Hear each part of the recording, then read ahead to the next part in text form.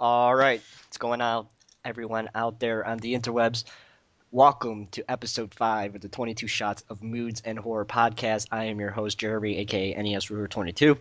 Welcome to the end of the year show today. I hope everyone had a safe New Year's. I'm here as always, with my co host, JP and Moodz. Follow me on YouTube at youtube.com/NES Ruler 22. Follow JP on his channel at youtube.com/doubleshotj. And you can follow Moods on his channel at youtube.com/mood616.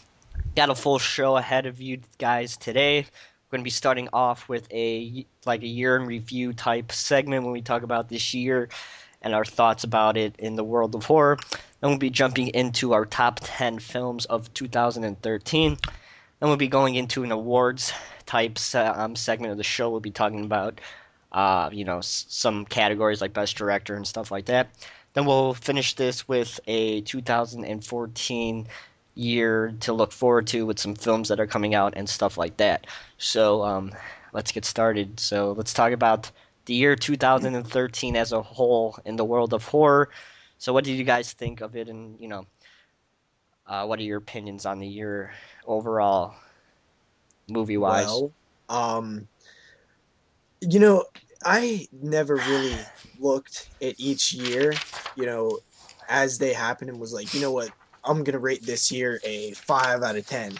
But, thinking back, this has to be one of the best years in a long time, at least, I past three completely years. agree. I Yeah, for completely sure. agree. This year's been awesome. Yeah, I really mean, good. not only for like actual 2013 releases, but this has been a great year for, just releases in general for media. It's been an Yeah. awesome year. Yeah. Yeah. Yeah, I think that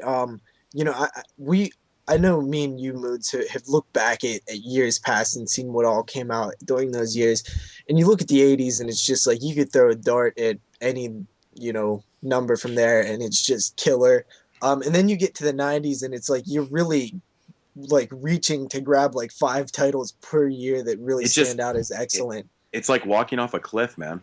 Yeah, and then in the 2000s, in the I say like early 2000s, horror starts picking back up again. Like you got the 2003 era where you have Cabin Fever and the Texas Chainsaw remake, and there was some good films in 2003. Um, then you get to the even further 2000s, and it starts going downhill. And I really I can't. I think 2010 was a pretty solid year, but even this year seems to be ahead of that year. Yeah, Yeah, there's definitely a lot of good stuff that came out this year for sure. yeah. Uh, I gotta say, man. I mean, whether it be a mainstream film or anything in between to like straight up full up indie films, it's been a really good year. I mean, I've heard nothing but good things from everybody. I mean, there's been the odd person that's been downer and said this year really sucked, but um, I got to disagree. I think overall, like I said before, with the meat, like just releases in general, and uh, it's And just been so honestly, good, so good. vibe of this year has been more upbeat than the past few years. A lot less bitching from horror fans because that's one thing that you get used to is just anytime something's announced, it usually has negative feelings right away. But this year, I've seen a little bit more positive sides to things, especially stuff like, for example, like remakes. I mean, like Maniac and Evil Dead are two big remakes that came out this year. If you would have did that in 2007 or so, people would be flipping out, pissed off about them. I think it's also due to the fact that we're so kind of used to and kind of expecting remakes now that I Yeah, think we have a little more open mind to it too, because when they started getting really prevalent in the early 2000s, we were, as fans, we're going, why are you remaking all of our favorite movies? yeah, Stop I it. still say that, but You know, and of course, when I first heard that Maniac was being remade, everybody knows my opinions. Maniac is my favorite slasher film of all time. So of course, at first, I was like, "Fuck, are you serious?" And then they announced who the lead was, Elijah Wood, and I was like, "My God, are you yeah, fucking that really kidding me?" sounds bad This on is paper, it doesn't it? does, man. It like this is all I saw, and I was like, "Oh, this is gonna be so bad." And then I was like, you know what? Fuck it. I'm like, fuck it. I'm gonna go into this film with an open mind. And I heard a couple people, that went to screeners of it and said it was actually pretty good. And I was like, okay, that's very, that's uplifting a little bit. and it turned out to be what it is. I just, you know, got to stop looking at remakes like they're the worst thing in the world sometimes. Yeah. Because Yeah, I sometimes they mean, turn out like this, man. and I think for the most part, we kind of are. We've accepted that they're a part of the genre, which they always have been. They just haven't been as, Yeah. around. There hasn't been I, as many of them. I think in the 80s when they're remaking films, it's just they kept remaking films from the 50s and the 80s that were so fucking good. They weren't Yeah, even missing, like, I mean, the Blob. Yeah, the thing. Fly, The Thing, The Fly. Those are three Yeah, prime examples of, in my opinion, three of the best remakes ever done. Yeah, And just in yeah, a couple years for before that, sure. They the 80s, actually are. you had Invasion of the Body Snatchers, the yeah. remake that came out in '78, which I think is actually the best one out of all the Invasion films, in my opinion. But you know, remakes, man. I think Yeah, we're just so accepting them a lot more. yeah, and I think like honestly, I really did notice the vibe was pretty positive this year, not just from me and the people that I'm friends with, but in general, it seems like a lot of people agree that this year has been pretty awesome to be a horror fan. Um, I know that like last year, I couldn't even do a top 10. I had to do a top 5 because like I hadn't seen a whole lot because I didn't care to see a whole lot because there I was no was in the buzz in the same. air. I was in the same boat, man. I didn't even do a top, 2012 video on YouTube because I fucking I couldn't do it, man.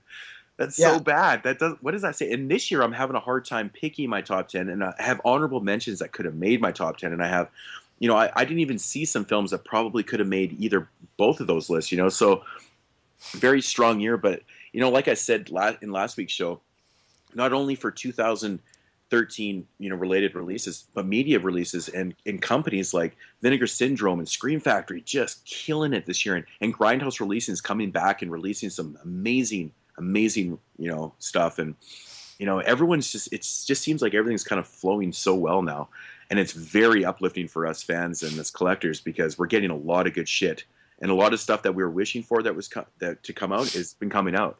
You know, yeah, and that's one of the things you mentioned, the Scream Factory thing is that was one of my like exciting story moments of the year was Scream Factory started in September of 2012, I believe, but they really didn't start get moving rapidly until a little bit after that, and then they was just announcing things left and right, and it just was like rapid fire hitting you with all these titles in 2013, and it was kind of cool to be part of, and just every time they posted a new title, it was neat.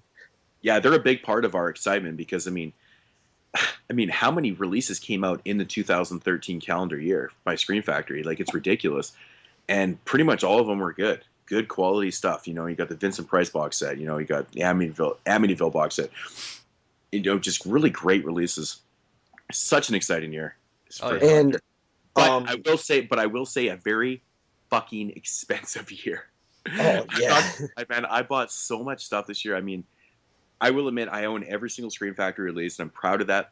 I support that company to the he death. was But picking up all they're the killing. redemptions too, right? Yeah, I have all the redemption line too, and these companies are killing me. Pockets are just burning right now. It's just so bad. Like, but you know what? I'm enjoying it because they're releasing good things, and I will support them as long as I do that. So, Yep. Yeah, and I think that speaking of when you were saying how there's also a lot of films that we did. There was so much this year. Like we said in 2012, we could barely fill a list, but this year there's so much to where we actually didn't even get to see so many things yeah, yeah, to That's to for even sure. have them as a chance to be on our list. Yeah. yeah. So, anything else you guys want to say about the year before we go into our honorable mentions? Nah, it was pretty damn awesome. I rate it a 9 out of 10 Mhm. in modern times. Yeah. Yeah, give it 8.5. Yeah, it was a good year. I mean, Yeah. like I said, special edition releases was just awesome this year too for Yeah, I wouldn't media. know But about that stuff because you know me, I love hunting and finding The stuff for only cheap. So thing, yeah, the only that's what I was that's saying my when that's my thing. Moods was saying that these companies were burning a hole in his pocket. I was like, not Jeremy's pocket. I'll never find Scream factories or stuff like that. I mean, special editions. I found like the showing senses and Dead Souls and Yeah. stuff like that, but I'll never find, like awesome special editions for as cheap as I find most of my shit, but Mm. sooner or later. But yeah, Yeah. so honorable mention time. Oh, the one No. thing that stopped this year from being a 10 to me was there was no big sequel thing that I loved. Like, and there was no Friday the 13th that was awesome this year, or Halloween or something. Something that really just got me like super excited, because that always is like amazing to me when there's a new, when I can go to the theater and see Jason killing people on the big screen Mm. in a new But I era. mean, It's I guess always we have awesome. that to look Crystal Lake forward to. Memories. Yeah, that was awesome. Yeah, Can we get into stuff that we haven't seen? yeah, Bad yeah. Milo. Yeah, from 2013. I just want to mention, before we get into our top 10 list, a few films that I didn't get a chance to see this year. And some of these films might be a little surprising to people, considering I do watch a lot of movies. But of course, there's always things I didn't get a chance to see. I didn't get a chance to see Curse of Chucky this year, which was very disappointing to me. I just recently ordered the box set because of Jeremy. He actually messaged me the other day and said, Amazon.com has it for like $40 right now. And I'm like, fuck me. So I literally was at work doing my job. I went on my computer and ordered it. That's how passionate I am about collecting and having that shit. So, but big ups to Jeremy for mentioning that to me, because I wouldn't even have noticed, because I barely go on there, on .com a lot because I'm in Canada. But anyways, I didn't get a chance to see that, and I heard it was pretty good, so that's kind of disappointing. But I didn't get to see Hatchet 3, which is another film that I was really intrigued on watching. I've been very interested in the feedback this movie has got, because so many It's people very hit or miss. love I it or forgot they to put hate that it. in the fucking box. Fuck. Now I have to send you again. Fuck. Oh, shit. Anyways, so yeah, I never got a chance to see that. And JP, we talked about, I had a theory on this. It seemed like most people that hated Hatchet 3 fucking love Part 2, right? And it seemed like the people that preferred Part 1 over Part 2 loved Part 3. I don't know Yeah, if this is I'm going the to be true with exception me. to that theory though, because I actually like the second one. Yeah, I see, actually, I I actually prefer think, I prefer Hatchet 1 over 2, so I'm thinking I might really like Part 3. I don't know. This is just a weird theory I have about it, yeah, but I yeah. don't know. Well, we'll see. I'm actually, that's one of the films that I'm kind of most interested. I think it is the most interested. I'm hearing your thoughts on, because for some reason I think you're gonna like it, but I don't think you're gonna love it. Yeah. Another film I wanted to see this year I didn't get a chance to was The Demented. I Didn't didn't get a see that either. chance. That's I coming did, to you. I put that in there. nice. And actually, another one that I've seen a lot of people put on their top 10 list and talk really highly about is Frankenstein's Army. Um, so that's Really, another you've one. seen people talking like good about that? I really, I didn't even think of. I I've that actually seen it surprises on. me I've seen actually. it on quite a few top 10 lists already this year. So I didn't get a chance. I'll just rip through these. I didn't get a chance to see Byzantium. I didn't get a chance to see You're Next. Um, I wanted to see Inbred. I never got a chance to see that. I never got to see Stoker. Unlucky Charms. Full Moon, All Hallows Eve. I never got a dude. chance to see. You know that Unlucky Charms would have made our top 10, no doubt, right? I Come just on, I just picked that up too. I haven't watched it though Probably. yet. And a couple other ones. Bad Milo, I think, is being released in 2014, I've so been this might hearing actually good be like things about Bad 2004. Milo. Yeah. So I don't really know what this whole story is with that movie, but I didn't get to see a little more mainstream things like Hansel and Gretel Witch Hunters, Last Exorcism 2. I The didn't see. Last Exorcism too. Yeah, I know. Go figure with that name, right? And just among things, those are things I didn't get a chance that I thought maybe might. Oh, Insidious 2. I never seen Insidious 2 either. Yeah. So a few Um, sequels you didn't get a chance to see. Sequels are definitely low on my thing, and I didn't get a chance to see Bloody Homecoming and Jeremy. Yeah, we'll get into that later. And yeah, among films, man, Argento's Dracula I didn't see either. So, Dude, which I I've heard is seen like the worst Argento's film ever. Dracula on everybody's like top 10 worst as Oh, number one. totally, totally. I only put that in there because it just made me laugh. But it's just Yeah. so sad. It's just so fucking sad. And then two films I can barely pronounce that I know are making a lot of people's top 10 lists are Senatucci. It's like it's a Nailed horror it. film. It's a film from Switzerland. Apparently, it's the first horror film from Switzerland, and I've That been can't hearing be nothing but Can that be raves. true? Maybe the first majorly distributed horror film. I don't know. Okay. But anyways, I've been hearing nothing but good things. Horace Ball mentioned this, and Scotty, everyone's been talking about this film, so I really got to check it out. Scotty. I actually have it in the mail. I just ordered it, but it sucks I didn't get a chance to see it before this. And another one has a UK release. We're getting a release of it, and it's Thantromorphous. I don't know how the fuck. Well, I totally nailed that one. Yeah. Dude, honestly, if you saw how these are written, you would never be able to pronounce them. And you see the cover's pretty amusing too, to be honest. Yeah, our cover for the Region 1 release is not that great, but yeah, it's not that good. But anyways, I will stop talking. Those are the ones I didn't get a chance to see, so I'm just letting people know that when I do my top 10 lists and you don't hear some of the films making my top 10 lists, this is why, because I didn't get a chance to see these ones. I don't know if they would or not, because I haven't seen them, but whatever.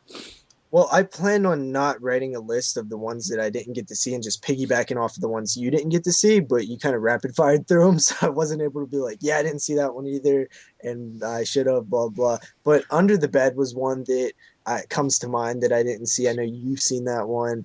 And then I didn't see a lot of those a lot of the horror comedies that came out this year, like the more mainstream ones, like that one with Seth Rogen and all those guys. Oh, that movie was the one fucking with hilarious. Simon Pegg and those guys I didn't see. Oh yeah, World's End. World's End I didn't get a chance to see either, so it's another one. Yeah, there's a few out there that have been getting some praise that I actually didn't see. I'm not a huge fan of horror comedies in general. I do like them, but I just don't. They're not high on my list every year. You need to check out The World's End. That movie is fucking hilarious. Really? Yeah. Well, yeah, I keep hearing it's actually from some people. They're saying it's actually the best one out of the trilogy, which actually really makes me want to see it because everybody knows I like Shaun of the Dead. Trilogy? What is the trilogy? Shaun of the Dead. Oh, that's another thing. I don't know the names of these films. Well, you need to see This Is the End too, because This Is the End. I was fucking seeing theaters. Is that the one with Seth Rogen? Yeah, I was pissing my pants. Now that so one I'm funny. more interested in seeing because I like those guys. I don't like Simon Pegg too much. I know that's crazy. See, like I said, like World's End, I keep hearing is the best one. So, which is very inviting for me because I loved Hot Fuzz. I thought it was funny, and Shaun of the Dead, I think personally is the most overrated film. Yeah. Of modern horror films. I think it's so totally overrated. in agreement with that. I think Shaun of the Dead is like insanely overrated. I don't even like Hot Fuzz either. I honestly haven't like those films don't appeal to me that much. I liked Hot Fuzz because it was a different type of comedy. It wasn't just I don't know. It was just. Well, I guess I'm lying. I didn't even see Hot Fuzz. I just seen the trailer and knew that I wouldn't like it. It's. I think it's better than Shaun. Yeah, I liked it too. Hot Fuzz is good. Okay. All right. So yeah, I mean, obviously, I didn't see Last Exorcism 2. I believe wasn't there like a Haunting in Connecticut 2 that came out this year or something? I didn't see that either. Yeah, those mainstream films, those sequels to The Haunting in Connecticut, like why would they make a sequel? What is up with that? Like, they only play at AMC. It's pretty funny. A film. Well, I'll save that for later, actually. But go ahead, Jeremy. Any big films that you needed to see that you didn't? I didn't see Bad Milo, which I wanted to see really bad. I think that's it sucks the that main one. None of us have seen that on here because then at least one of us would have been able to give our opinions. And I didn't really have any interest in any of those fucking stupid Exorcist movies because I really, next to zombies, I really hate Exorcist movies more than pretty much anything. Wait, you hate zombie movies? They're not my favorite subgenre of horror. I've said that. You just hate the fact that for every like one good zombie movie, there's like 17,000 bad ones. Pretty much, and I'm with you on that. And like every time I would go to the movies, sit down, go see a horror movie, there'd be at least one trailer for some new Exorcist movie. And that Exorcist movie that came out last year about the Jew exorcist made no fucking sense because in the Jewish religion, we don't even believe in devils. So how the fuck are they making an Exorcist movie where there's a fucking devil? I'm just sitting there like face palming my face because it makes fucking sense. I'm sorry, but I missed this trailer. What is the name of this? I have to watch this trailer. I think it's The Last Exorcist. No, not The Last. Is it a spoof? No, it's it sounds like a spoof. Oh god! Wait, I'm pulling it up. 1 sec.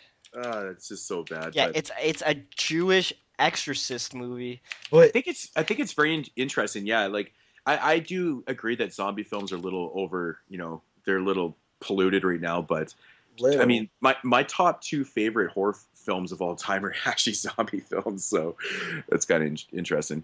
But I yeah, mean, it's also they were also made at a totally different time, and yeah, yeah. but yeah, The Um, Devil Inside, is that the name of it? I think that's the name of it. that came out last year I know, okay, but we or were the talking year about before. I don't even remember. yeah, the Devil Inside. That's the Jewish exorcist movie. That's fucking hilarious. dude, that's Um, so funny. I gotta check this out. It's so funny. now Um, I'm with Jeremy on like I think like exorcism films and next to like haunting films are No, no, usually no. my least favorite in like subgenres, but a good a haunt the thing is like a haunting film can be done really well. And when they are done well, they're fantastic. I don't think most exorcism films are ever done well except for The Exorcist. It's the Possession. That's the name of it. See, there's so many fucking exorcist movies I can't fucking keep them Yeah. straight. oh, The Possession. The Okay. Possession is And the you know what's even Jewish more messed up one. about the fact that there's been so many exorcist movies since The Exorcist is that not one single one has like came close to topping the first one.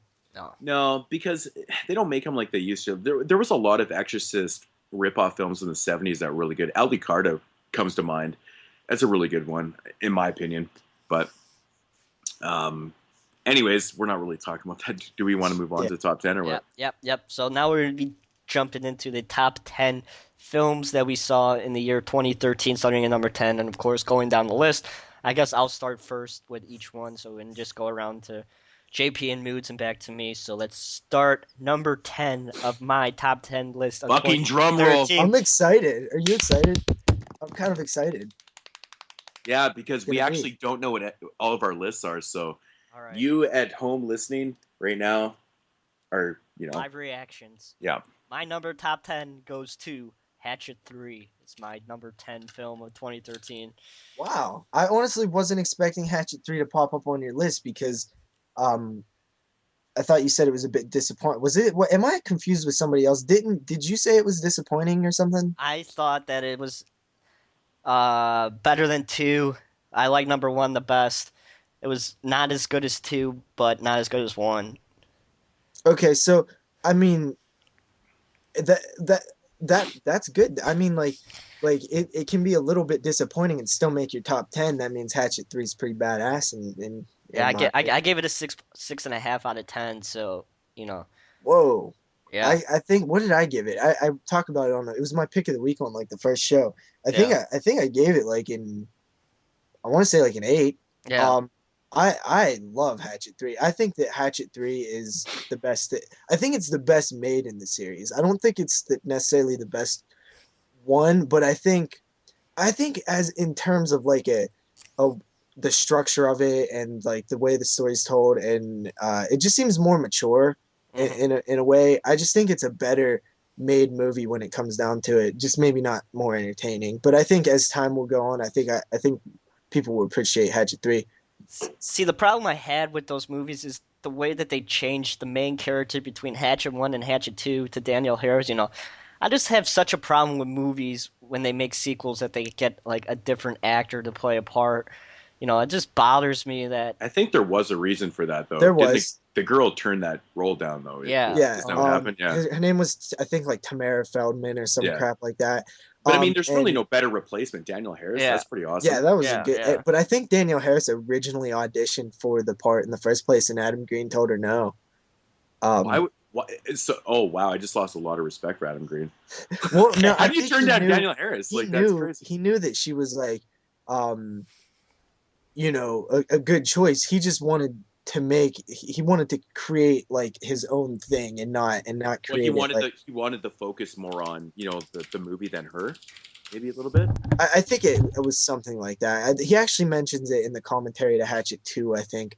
Um, but yeah, I mean, Hatchet 3 to me was I was honestly expecting to be a little let down because how excited I was for it. It was one of the films I was looking forward to the most this year, and everybody kind of badmouthed it a bit and said that it was just a letdown. And but you know what even surprised me? Like after watching it, I was like, they said the same thing about Hatchet 2, and I like that one. So I ended up going into it and really enjoying Hatchet 3. I think that the story is a good fitting final in a trilogy. I hear a lot Is of it really going to complaints. be the final movie though? Probably not, but Yeah. um, Guarantee somebody reboots that again. They do Reboots something, man. Hatchet. Jesus Christ. I'm sure Victor Crowley will be around in the future. Victor I Crowley kind of versus like Jason. They made they 10 Jason movies, man. They can reboot Hatchet. Come on. 10 Jason movies. That's it. You're lying because they made. 12. Well, It's crazy when you lowball and it's 10. whatever. But I'm talking the original franchise. Yeah. yeah, okay. Um, You know what I meant. yeah, okay. But so Hatchet, I hear one of the complaints about Hatchet 3 was that Danielle Harris didn't do anything in the film. And I really don't see that as like a fair criticism of the film. It's like, so what? It's not her turn to do something. Another story. It's not the Danielle Harris show. It's Yeah. it's a story, and she just That's happens to be that's the in main this critique I've heard place in too. the story. And it really kind of bugs me when people say that, because I'm like, it doesn't have to be the chase scene, final girl thing all the time. It could be a little different sometimes, and that you still get that in the film. I thought that the nods to the fans and the nods to the series and the creating the mythology, expanding the mythology on Victor Crowley, I thought it was pretty cool, man. I really dug Hatchet 3, and there's a cameo in it that is absolutely solid. It's like one of my favorite cameos in recent memory. It was really cool. You know what I'm talking about, Jeremy? Maybe. I really don't pay attention to cameos. I fucking should pay attention to cameos. I just sit there going, the I stupid mean, it was a slasher. it was a little more than a cameo, because it was a pretty, there was a part there, but Oh, are you talking about House of a Thousand Corpse reference? yeah, yeah. Okay. I thought that was great. Yeah. So yeah, Hatchet 3, man. I'm totally interested to hear what Moodz has to say about this as the year continues and he Yeah. finally checks it out. Yep. Um, So yeah. yeah, you're gonna go for your number 10, JP. My number 10 is VHS 2. Ooh, I even okay. Okay, so VHS Oh, 2. these lists are so awesome. I love this. I love this so much. I'm so intrigued that this is your number 10. I'm blown away by this right now. Okay, go on. I'm sorry. Okay, I don't know what you exactly mean about that. Like, is it because it's on the list at all, or because it's at number 10? But I'll find out soon It's the enough, I best thing guess. about these lists, isn't it? Yep. Yeah. So VHS 2, this is probably the film I was looking forward to the most. I think I might have said something similar to that about Hatchet 3. But I think this was one going into 2013. I was like, VHS 2, I cannot wait. I love the first one. It was my number one film of last year. Okay. Number one horror film of last year. VHS was.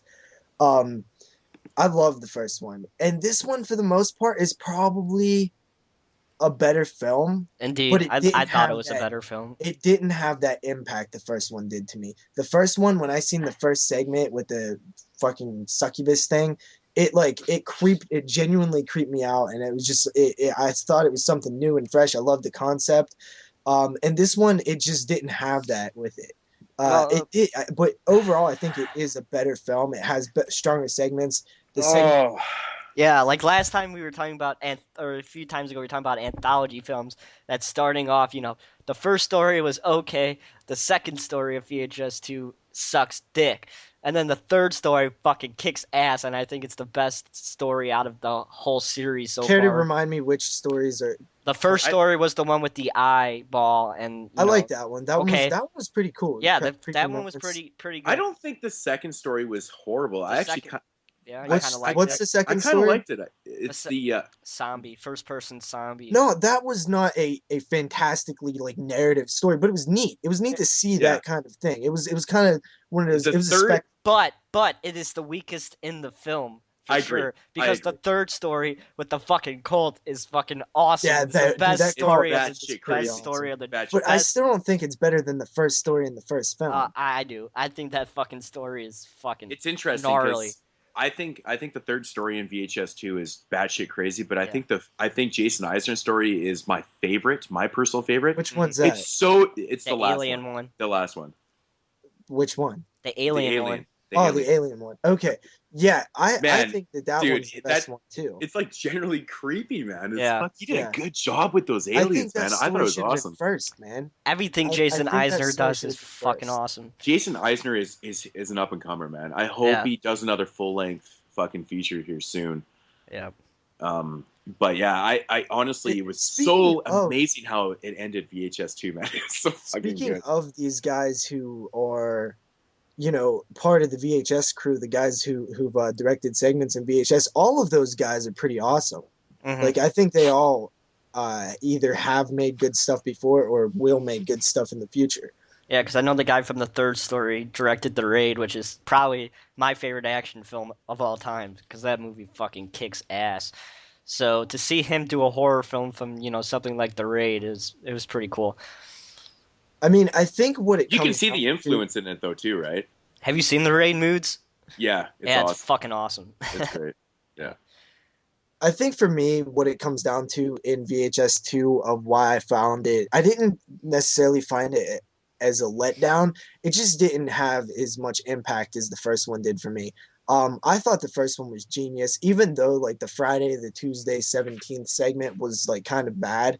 And there was some stuff in there that see I know a lot of people didn't like the Ty West segment in the first film. I love that segment. I think it's like it's incredibly creepy when you're watching it and you see the knife touching the girl's like skin, and then you look, it pans over and that her boyfriend's laying in the bed, so you kind of realize, oh shit, there's somebody else in the room, like it's not the boyfriend. Like I think there's a lot more to that segment than people like notice. So I really liked all the segments in the first VHS except for the slasher weird one. But the Huh. second one, I like Interesting. all the stories more. I'm pretty sure I like all the stories. Yeah, I do like all the stories more, but it just doesn't have the same pizzazz that the first one did for me. But I loved it. It's in my top 10 of the year. Hmm. Hmm. Yeah. Okay. Yeah. All right. Your turn, Moods. Go ahead. All right. My number 10 pick for my top 10 films of 2013 is American Mary. Mm. Um, this movie upon release was just so talked about. It was, I guess, in certain points you could probably say it was a little overhyped. Um, I don't know how to really take it, but I just kind of took it for what it was. I just kind of, there was a lot of people saying that they loved it, a lot of people saying that they didn't really like it, and there was a lot of mixed opinions saying that they really liked the first half of the movie, and the whole second half was kind of a downer for them, kind of ruined the film. So going into this film, What so going I into this film, was good. yeah. So going into this film, I was like, well, I'm just gonna have a clear mind, take for what it is, and I thoroughly enjoyed the whole thing. I really enjoyed the ending. I know a lot of people, obviously kind of shit on it, but I think it was fitting. I think it was fitting, and I think it works.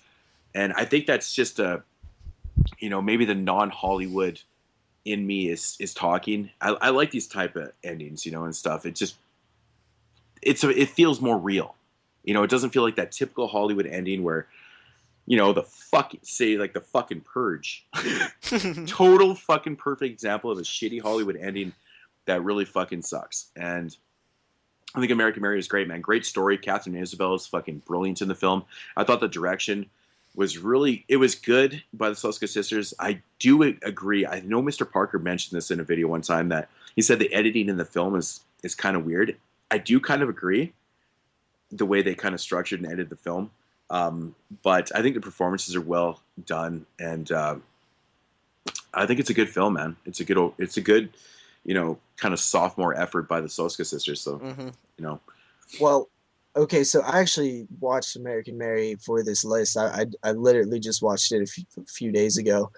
Um, and I didn't, unlike you, I didn't really pay attention to anything anybody said about it. I tried to avoid the talk because it was a film that I was interested in from when I first, heard about it, and I really didn't want to know more than that. I just kind of wanted to go in blind, and it kind of surprised me that you said that people found it kind of a downer because I thought that I was the only one in that situation. Like I thought it was a very like depressing type of film.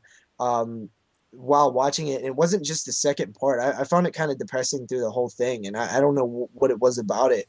Well, it But is. It's because it's a struggle for her, right? Like she's obviously struggling through, school and stuff, and then what happens to her, and That then one that eventually one in the scene second what half of the happened. film, the whole film is a struggle. So Yeah, that it's definitely a downer from the beginning, but really the second half, or I mean, the end of the film is kind of pushes it right over. You're I just that like, thought I thought the film ended like fine. I didn't even see the ending as a total downer. Like the very end. I'm just saying that's what most people seem to critique of it. Yeah, Just like, oh, it's kind of, I thought it was more about the de-evolution of a character. I thought that was like the more downer than yeah.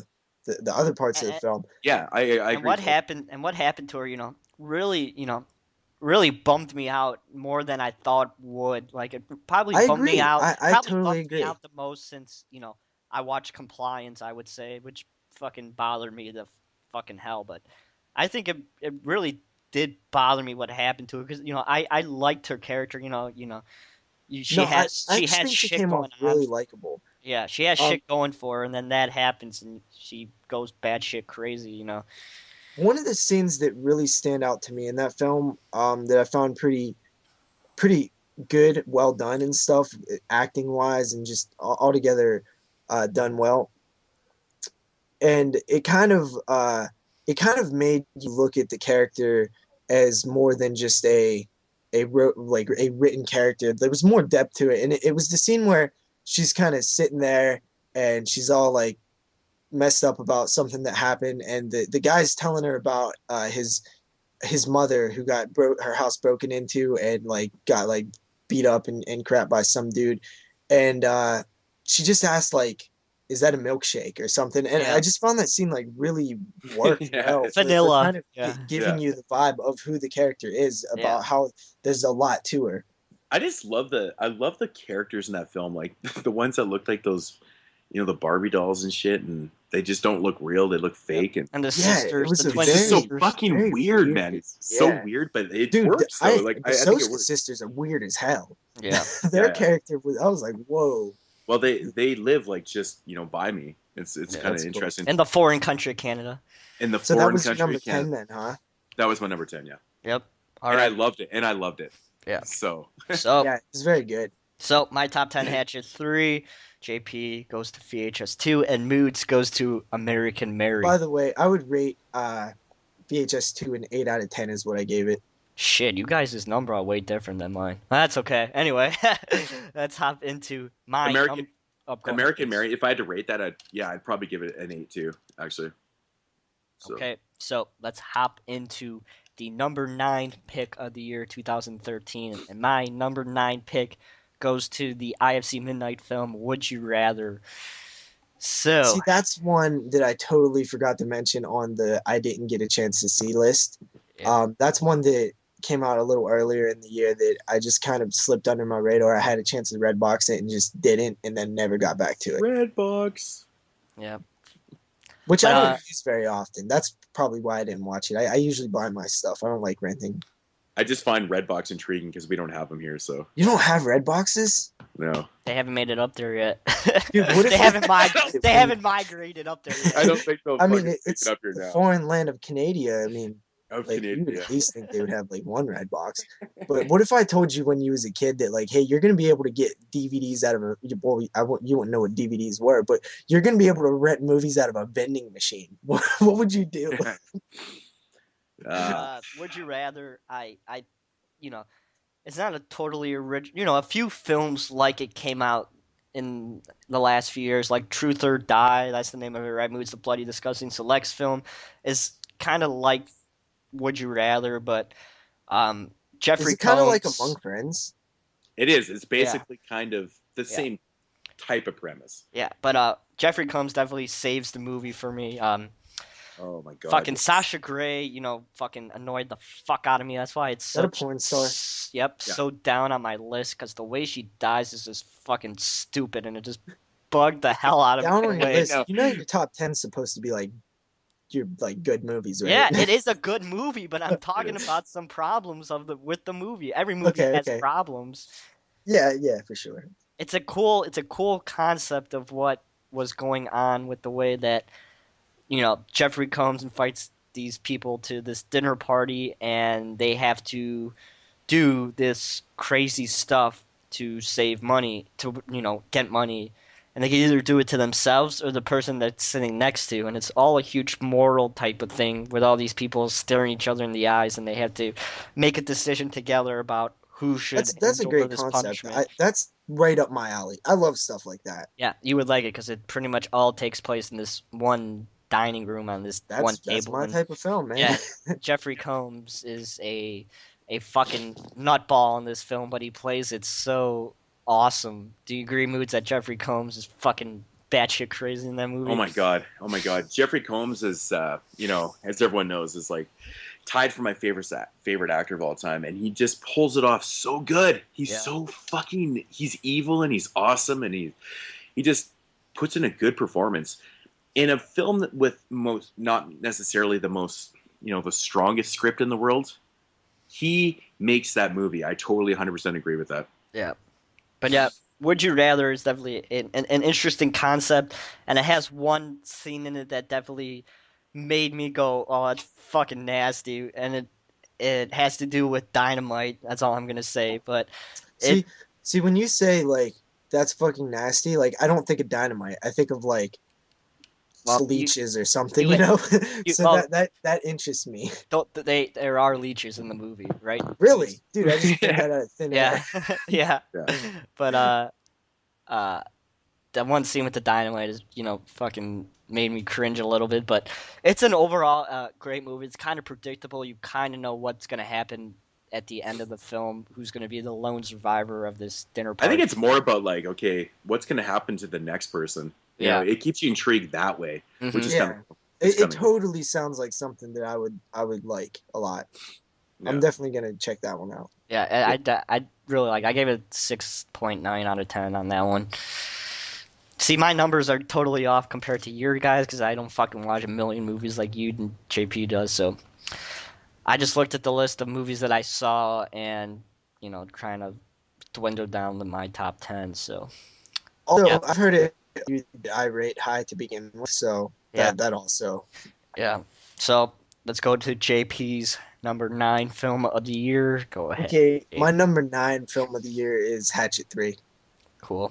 Are we gonna talk So about it again or that no? I mean, just briefly, I gave it an 8 out of 10. I remember. Um, I one other thing that I heard kind of bug people is how Victor Crowley like looks different throughout like the films from the first one and third one. I'm like, to me, it's just like stop nitpicking about how he looks. Look at Jason. He never looks like at all the same in each film. And Victor Crowley is taking damage and being burnt and stuff throughout films. Hmm. I think Victor Crowley's a cool character. He's like the poor man's Jason, but he's still pretty neat. The poor man Um, is Jason.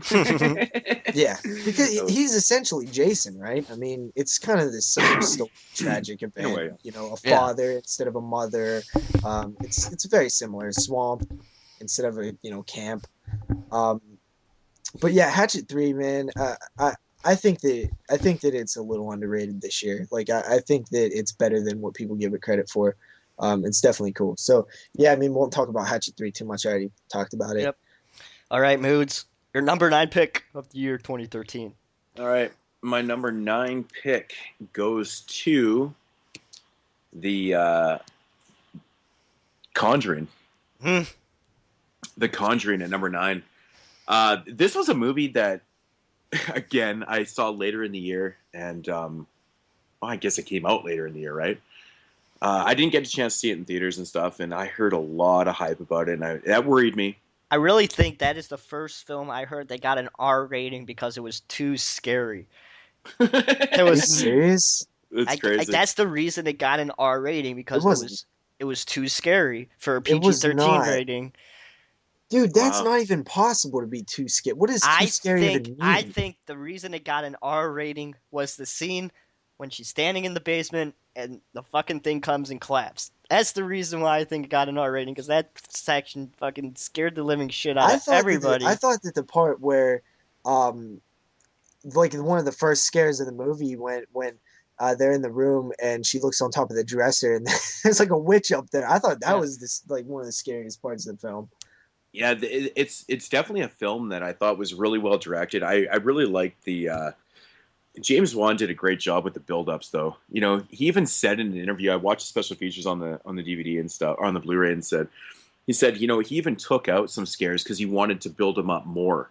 You Hmm. know, Yeah. and I thought that was Well, really, that's one of the really ballsy criticisms of he him. got 'Cause in the first Insidious was he showed the demon guy too much. He showed Yeah, the ghost too much. like yeah, as I was watching the movie, I was sitting there thinking, why did this get an R rating? There was I was little to thinking no that gore. There was that one I gore almost scene. sworn it was like There PG-13. was one I gore guess there scene. was like it's kind of violent. Yeah, no, there it's was rated one. R. Nope, nope. There was one gore scene at the end of the basement. They didn't say fuck more than twice, so that doesn't mean it could get an R rating because there's no way that could happen.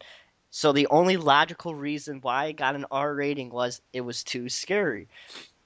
I mean, It's very I interesting. mean, you're also dealing with murdering kids, though. I mean, but that's kind of Insidious, there's murder, and there's murder in the Avengers. People get fucking blown to bits all the yeah, but fucking time for that's no totally reason. different context.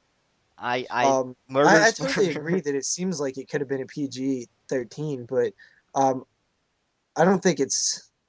I I don't know. will It's kind of odd. It's kind of odd. I will admit Yeah, though, the Conjuring is the first movie in a long time that actually made me jump. yeah. There's a scene in the film.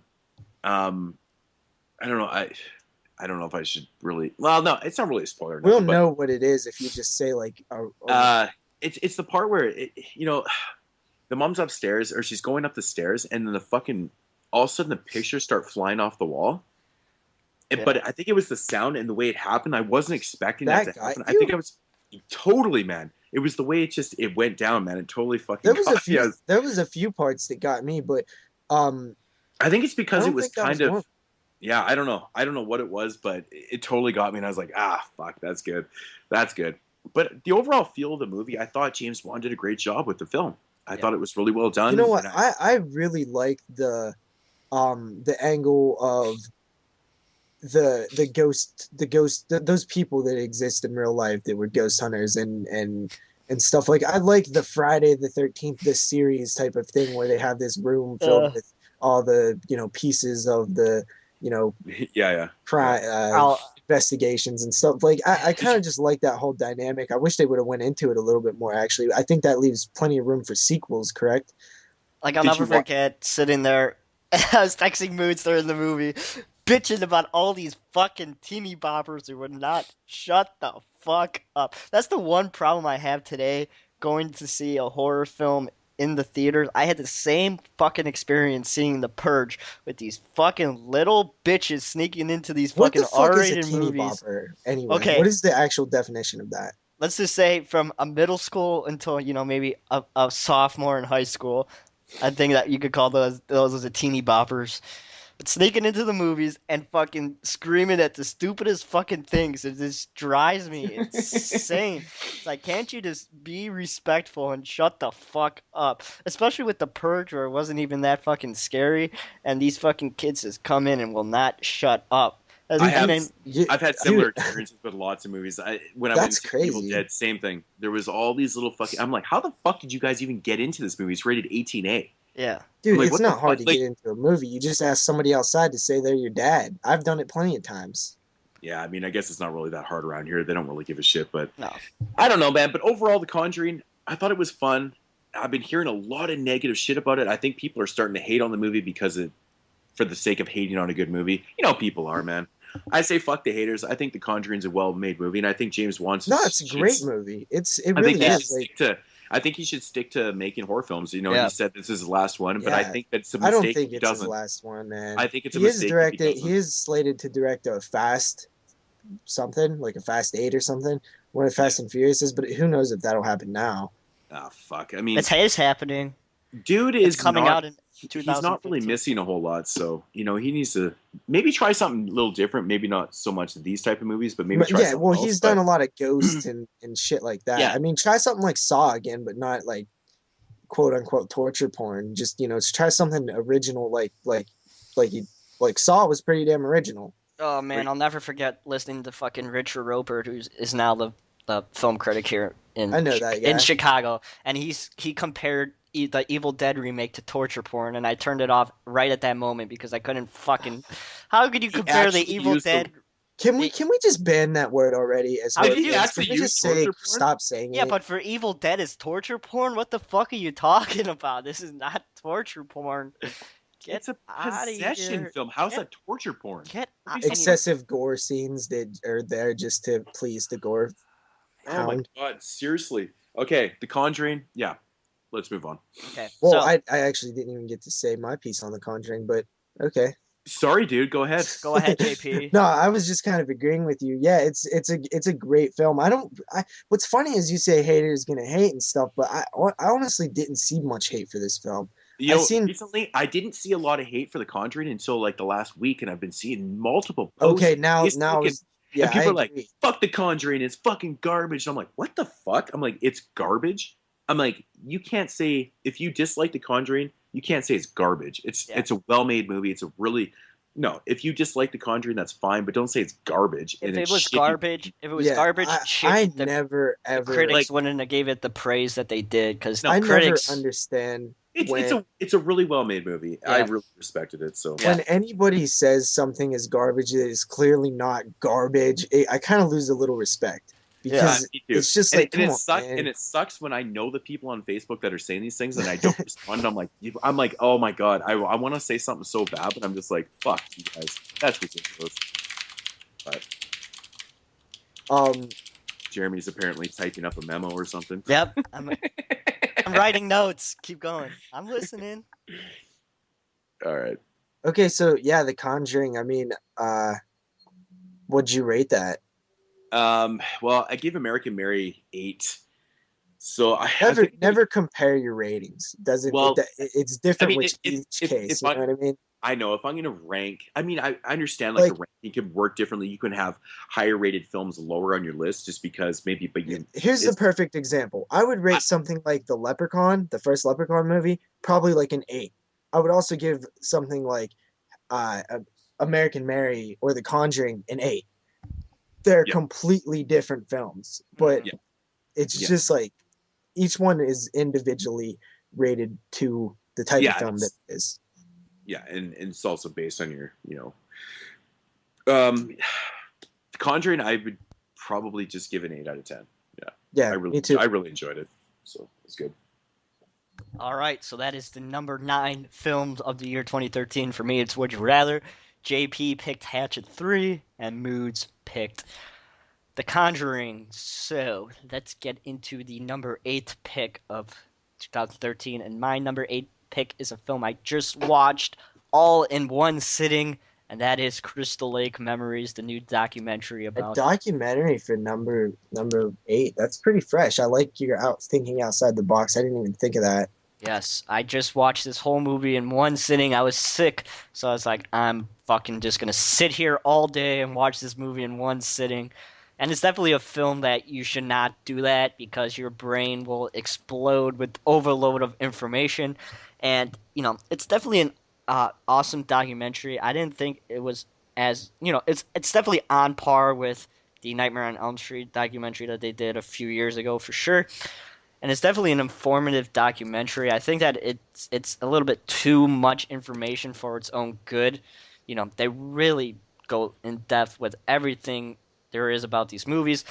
Some people bitch, really complained about this film about um, how people, you know, already have heard this information on special features of, all these movies throughout the years that have come out on DVD and all that stuff.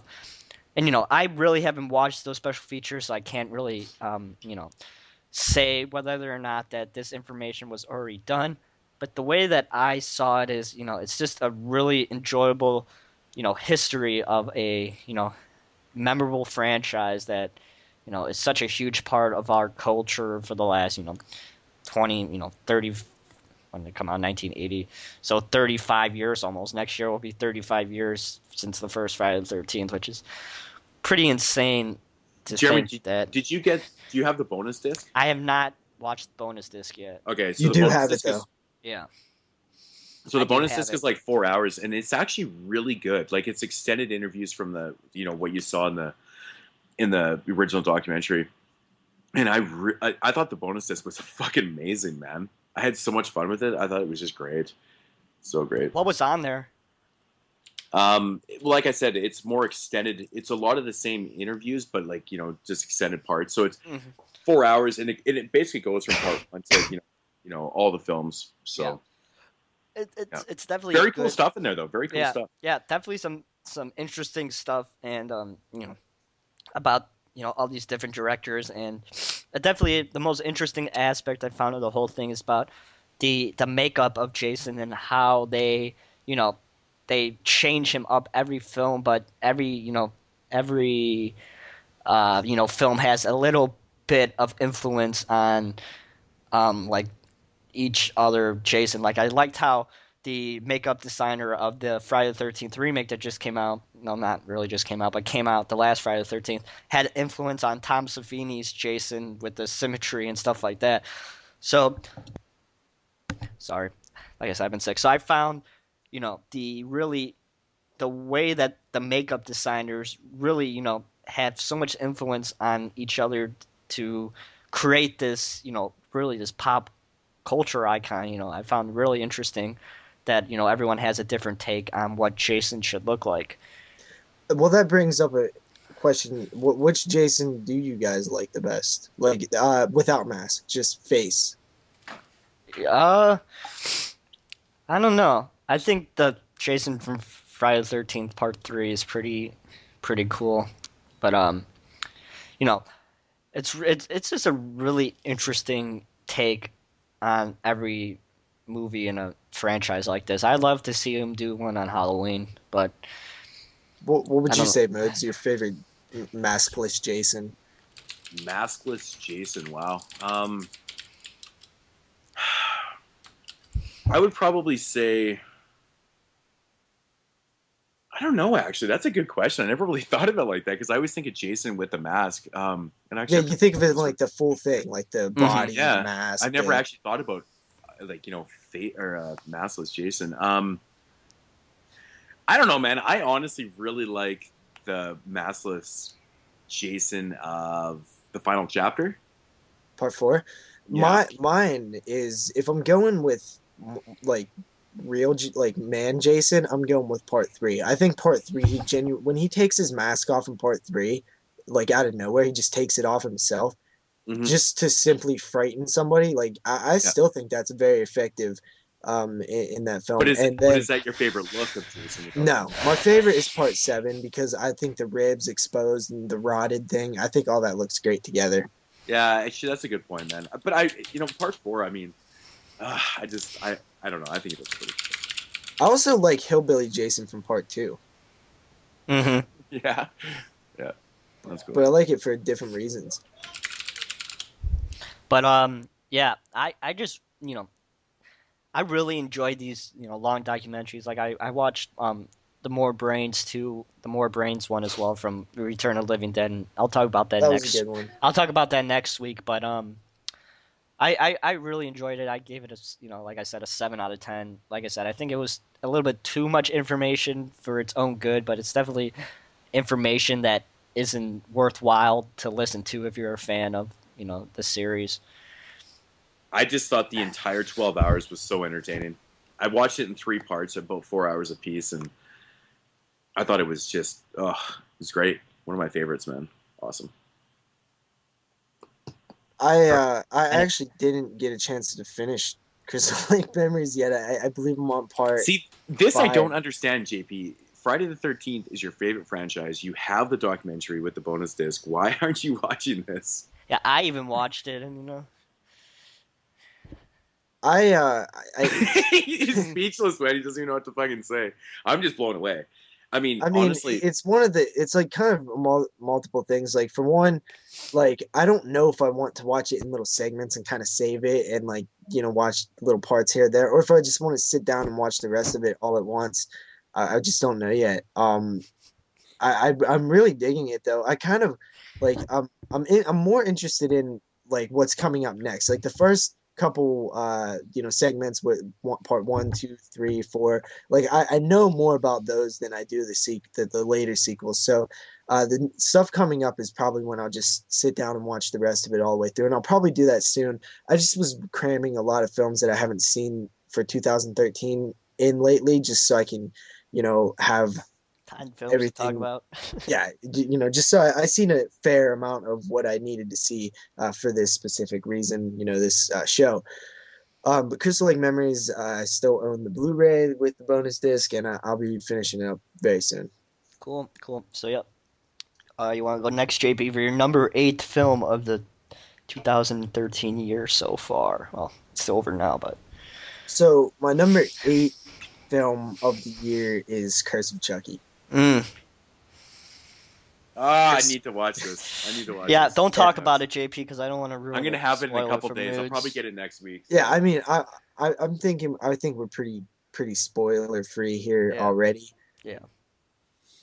It's definitely the best But Chucky movie since Child's Play 3. So I think it's the best one since Child's Play 2. I think Child's Play 1 and 2 are better. yeah, yeah, Um, yeah. I agree. I agree. We've talked about our lists before, and the Child's Play series is really my favorite series, and Chucky is really my favorite killer. And we already talked about this before when we did our first episode and me getting into horror and all that stuff. But it's definitely Child's Play 2 is, I think, in my opinion, is superior over Child's Play 1. And I think JP, you feel the same way as well about that. yeah, there's one scene that I absolutely love in Curse of Chucky, Yeah. and it's what I call like the Russian roulette dinner scene, Yeah, yeah, yeah, yeah.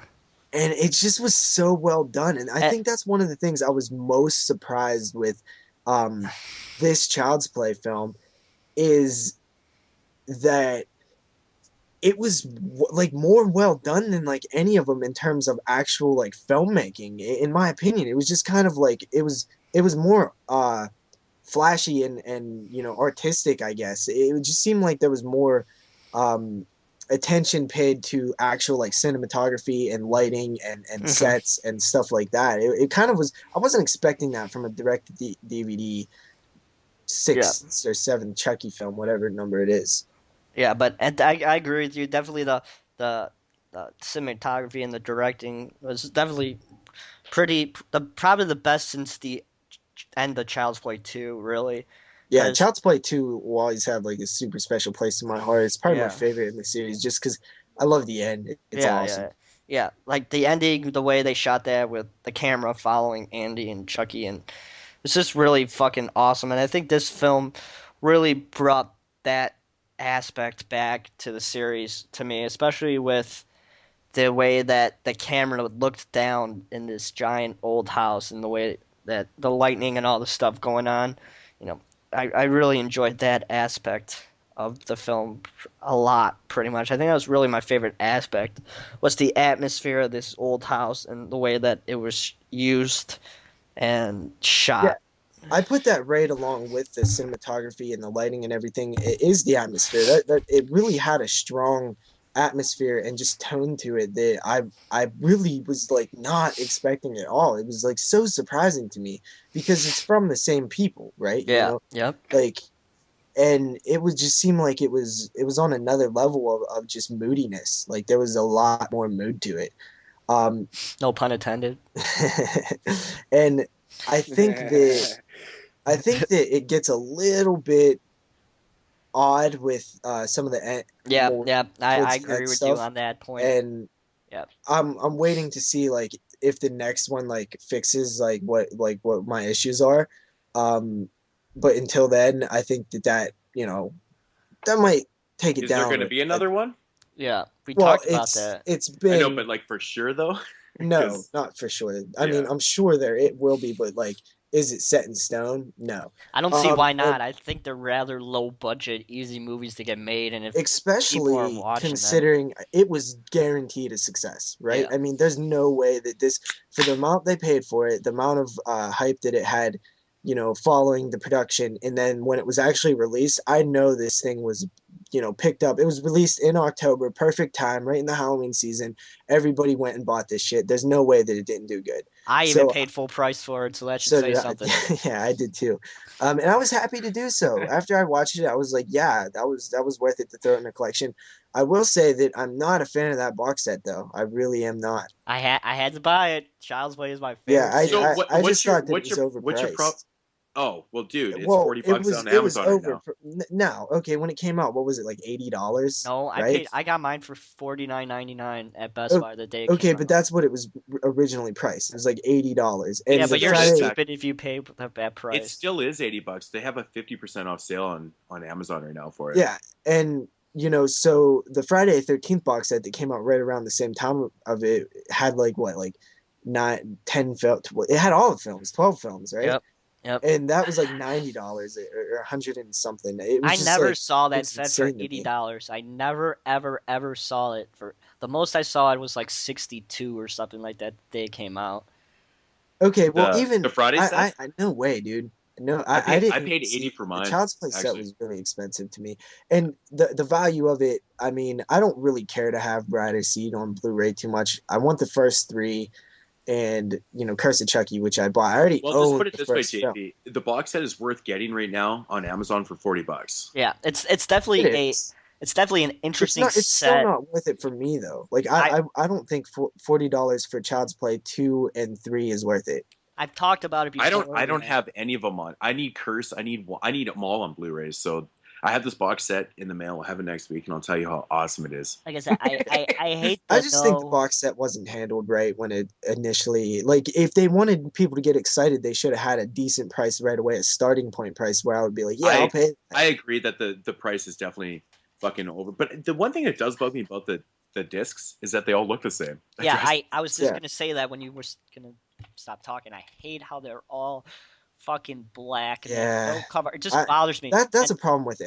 anybody who does that. and this is Um, my third copy of but fucking Child's Play too. it almost made me not even want to get it out of spite. Even if you could find it for a cheaper price, you're telling me at the beginning that you want me to pay $80 for it. I'm not even doing that. I have these two copies too. I fucking have three copies of fucking Child's Play on Blu-ray, but I'm like so many people have all their Halloween editions. I have all my Child's Play editions. And that Comic-Con exclusive. There is an editions. edition from the UK that has pretty cool cover. I Yeah, heard the yeah. transfer sucks, but Okay, so Child's Play, I mean, Curse of Chucky, let me just wrap it up really quick. Um, it's an extremely solid sequel, especially being able to go back to the, kind of the roots. And there was a few surprises in there, which what I thought was cool. And the one thing that I was really worried about going in to it was if it was just going to be this standalone thing where it didn't tie it into the original films. And I was so happy with the amount that they tied in.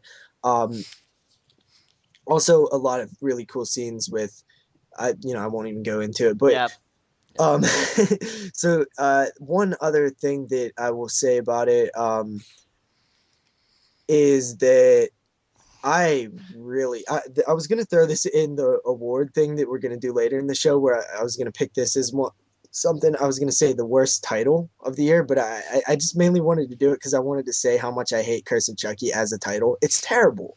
What curse are we talking about? I don't know. I haven't seen the fucking movie yet. I don't It's such a cliche garbage, like resurrection and redemption. At What least would it's you- not- at least what would it's you not call called it, JP? Return. At least it's not called the Return of Chucky or Yeah. something. That would be just as bad to me. I think curse I might be a know. little better because return's more fitting. Yeah, but Return is so lame. Yeah, it's- But So curse is stupid. lame as well. What curse? What are they talking about? I don't know. I haven't seen the fucking movie. There's no curse, dude. Let me just tell you that right now. There's no curse. Well, we already Um, know this is on my list. There's no. So what are there's they gonna nothing call to- the next one? Revenge of Chucky or We'll something? we'll talk about it more when I get to it. But But no, like Also, seriously, curse is such the a seduction terrible of Chucky would be funny. fucking goddamn title, man. I almost like wanted to not like I don't like the title so much. I didn't like Seed of Chucky. I didn't like Curse of Chucky. I don't even why not call it Child's Play 6 or whatever? Like why can't or why not call it Child's Play something? Why do we have to call it Chucky? Child's Play Day. There's a kid there again. There you Let's go. call it Child's Play. I suppose. Is that enough? Maybe the Curse of Child's Play. Yeah, that's it. I gave Curse of Chucky another 8 out of 10. You're probably seeing a pattern here. Cool. All right. So Moodz, your number 8 pick of the My year. number 8 is going to the independent film by director Dustin Mills, The Ballad of Skinless Pete. Um, I know you guys have not seen this movie yet, and you fucking need to. Probably go and buy it, guys. Go and get it. It's awesome. It's gonna It's be so out of much print fun. soon. Yeah, that's the thing. Get these films. Now, I gotta ask this. The You're Blu-ray. not just saying this because you know the guy. It's actually an awesome film that you would recommend seeing. No, I didn't. I didn't meet Dustin Mills until after I started getting into his films. I already had the Puppet Monster Massacre and Zombie A-Hole even before I ever talked to him. And then I eventually friended him on Facebook and stuff, and we bullshit quite a bit. He's a cool guy, man. But honestly, his films they're unique. That's the coolest thing about Dustin Mills. They're very unique. His storylines they're interesting, and he's got a very interesting way of just developing and making his films. So Yes, these like they're low budget films. they're very low budget, but like I said before, the effects, he does the effects himself. They're awesome, dude. They're so good. You'd love this. I know you would enjoy this, man, if you saw this. The Battle. Well, I already promised that I was gonna grab one of this dude's films, but with the holidays and shit, I've just been really tapped right now. But I will get around to picking up one of them. I think there's still Blu-rays available. There's DVDs obviously too, but the Blu-rays are really, really limited. I actually have Yeah, one I've in the noticed mail. that. I checked out his site. Yeah, the Blu-rays I missed out on a The couple. only problem Which really I have sucks, with that Blu-ray DVD thing, and I think this actually hurts. I don't know. I don't know if it would hurt him. I don't know if there's a lot of people like me, but if I'm gonna buy something from a specific line or a specific company or something, if I start with DVD, I'm going the whole way through on DVD. I'm just weird like that. Like Scream Factor, I started with Blu-ray. Every one I'll grab on Blu-ray now, and You know, I completely understand. I'm the same way with Scream Factory. Like I buy everything on Blu-ray. The thing is, I originally got Ballad of Skinless Pete on DVD, not even knowing that there was a Blu-ray. I don't know how I missed it, but then I saw that there was a Blu-ray, and I'm like, you know what? I love Dustin Mills films so much that I'm gonna fucking go out and support him, give him some more money so he can make some more fucking movies. And that's Yeah. the way I support indie directors like this because he's doing a really good job. He puts in a lot of work. He's not only writing and directing these films, he's doing the effects, he's doing everything himself, and he's doing a really amazing job. He did 3 films this year that are all quality films. These aren't just like bullshit fucking kind of thrown together films. He puts effort. The storylines are all original, good dialogue, and he's not only a fan of horror, he fucking he respects it though too. You can tell in his films. So I gotta say, I'm kind of surprised that you like this more than Conjuring. honestly, I was blown away by this. I was blown Okay, away. I gotta see I mean, it. Yes. I have all of his films, and I think The Ballad of Skinless Pete is his best movie to date, and it's his most recent one. Well, that's good. I Um, mean, obviously, supporting the indie guys, no matter what, is important, and especially if they're making quality stuff. It's yeah. awesome. So I mean, again, I'll give it an 8 out of 10, and I mean, my only critique on the film is I wish it was kind of a little longer because I enjoyed it that much, you know. So Yeah. not very often I say shit like that. That's not yeah, that's not a like problem with most films. It's just a great. I mean, the thing, I'm not going to go into the plot of this film because we've talked about this movie before, Yeah. but I'm just saying, go. If you like indie directors, support them. Yep. I mean, this is what makes the industry so fucking awesome for us. So yeah. Yep. So that is our number 8 picks. Minus Crystal Lake Memories. JP is The Curse of Chucky. Bum bum bum. And Moodz is The Terrible title. Ballad of Skinless Pete. Awesome All right. title. All right, so let's hop into the number 7. Only at number 7, guys. Long way to go. My number 7 pick of the best film of the year 2013 is a film we talked about last week, and that is The ABCs of Death. Like I said, we talked about this film last week a lot, so I really don't want to get into much discussion about it You once like again. the ABCs of Death more than Hatchet 3. Indeed. What the hell is wrong with the world? ABC's of Death at number 7. Wow, this is what I love about these lists. This is Yeah, awesome. it really is interesting. I'm I just mean, blown away. Yeah, So like we said, we talked about it. I told you, JP, I wasn't blown away with Hatchet 3. I never. yeah, but I mean, I That's wasn't even like prodded away by by ABC's of Death. I think there was enough good stories to outweigh the bad ones. I kind of there was a little bit of a hot streak of bad shorts, but like I said, I thought the ones that were good saved the movie for me, and it stuck with me more than Hatchet 3. That's what's so interesting about opinions because honestly, dude, this is like not this wouldn't even make my top like 15. Hmm. ABCs of Death, I mean, it was kind of neat. It had some cool moments, but I mean, we talked about it. Yeah, I Most of don't. it's kind of bad. It's almost a bad film, almost. I mean, my only problem with it was 26 segments, and what did I like? 12. Yeah, So there was 14 that Oh, that's your only I problem. not my own, That's only a little problem. but I will say, like, we talked about this before. The last like 4 segments I thought were gold. It they ended tried. really strong. They Honestly, tried I wouldn't something. even say they were completely gold though. I thought they were really good, but I wouldn't say they were gold. They tried something different I for mean, dude, once. It wasn't. VHS is gold. Like the segment, the alien segment, that's gold. No, that is These are not not gold. gold. How is that gold? The alien segment, that is so gold, dude. It's fucking scary. I'm not, but it's not gold. Maybe it's silver or bronze, but it's not Okay, gold. now we're getting I into think our like definitions on metals here are a little different. Okay, that's all good. Like I said, I think they were trying to do something different. No one's there's I never love been a the film. concept. I There's love never it. been a film there has all these different shorts from all these different up and coming people, and I thought it was better than a average slasher film like Hatchet 3. Oh, that hurt. I mean, I understand. I love the idea of the ABCs of Death. I thought it was great. Dude, I just number thought there was a lot of seven. I thought there Number was a seven. lot of segments were kind of whatever. But I mean, that's expected. 26 different I looked ideas and views on what they're doing. I But looked at the list and I picked the movies I saw. I wrote all of them that I saw and I put them in order of the ones that I enjoyed the most.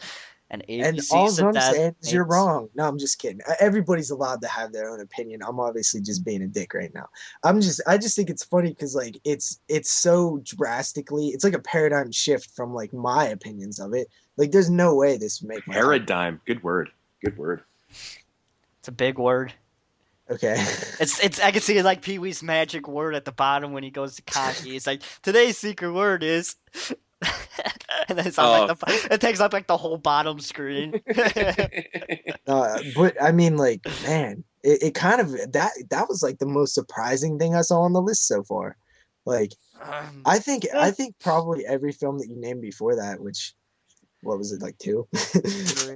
These are personal lists, man. You can't argue with it. No, you can't argue with it, but it doesn't matter in the end. It's fun to argue with it. It's a debate. It's not an argument. No, It's I know.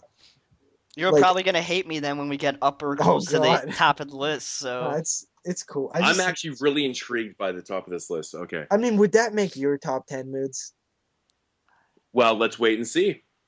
Moodz, Okay. I think my top 3 films just because of the way I let me just predict what do you think my number 1 film is. I'm not gonna say if you're right or wrong. Curse of Chucky.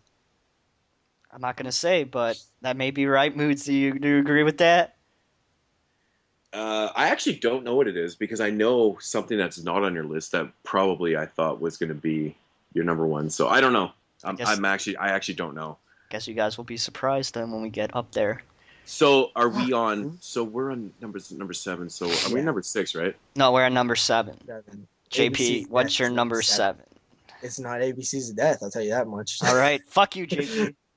No, my number 7 is Evil Dead. Huh? Oh, interesting. Evil Dead, to me, I think if you would have asked me, 4 months ago what my top 10 list would be, this would probably be in my top 5 for sure. Evil Dead, I think after time has passed, it kind of I got obviously I'm less excited about it. It's old now. But I think that kind of Overhyped. hurt it a little bit. Overhyped. I wouldn't necessarily say overhyped, considering I pretty much seen it, when it was released. Um, Let Evil me Dead to me, dude. Like I hear a lot of criticisms about the defibrillator scene, which I don't like that scene either. It's a bad scene. Fucking But shit. It's I mean, shit. let's be real. Evil Dead has always had those moments. How exactly does Ash, rev the chainsaw? How did he build that Yeah, but they were metal done better. hand? But they were done They better were though. This was just cheesy and done no, shitty. It was stupid. It didn't need to be there. no. It well, it's the That's my opinion. context. It's the context of it. It The is. new Evil Dead's serious, and Army of Darkness is silly. Yeah. Um, I think and all the that's Evil why he Deads can are build. silly. But the first one is not silly. Well, the first one's actually like a legitimate horror film, right? Yeah, Like Yeah. it's just kind of the way we see it now and perceive it as yeah. kind of. But But it's a good movie. Yeah. I don't think that scene ruins the film at all. It kind of is like a what the fuck moment, and it kind of takes it down a notch. But I mean, it's really not that big a deal. You know, It's kind of Moodz, did you think the film was average like I did?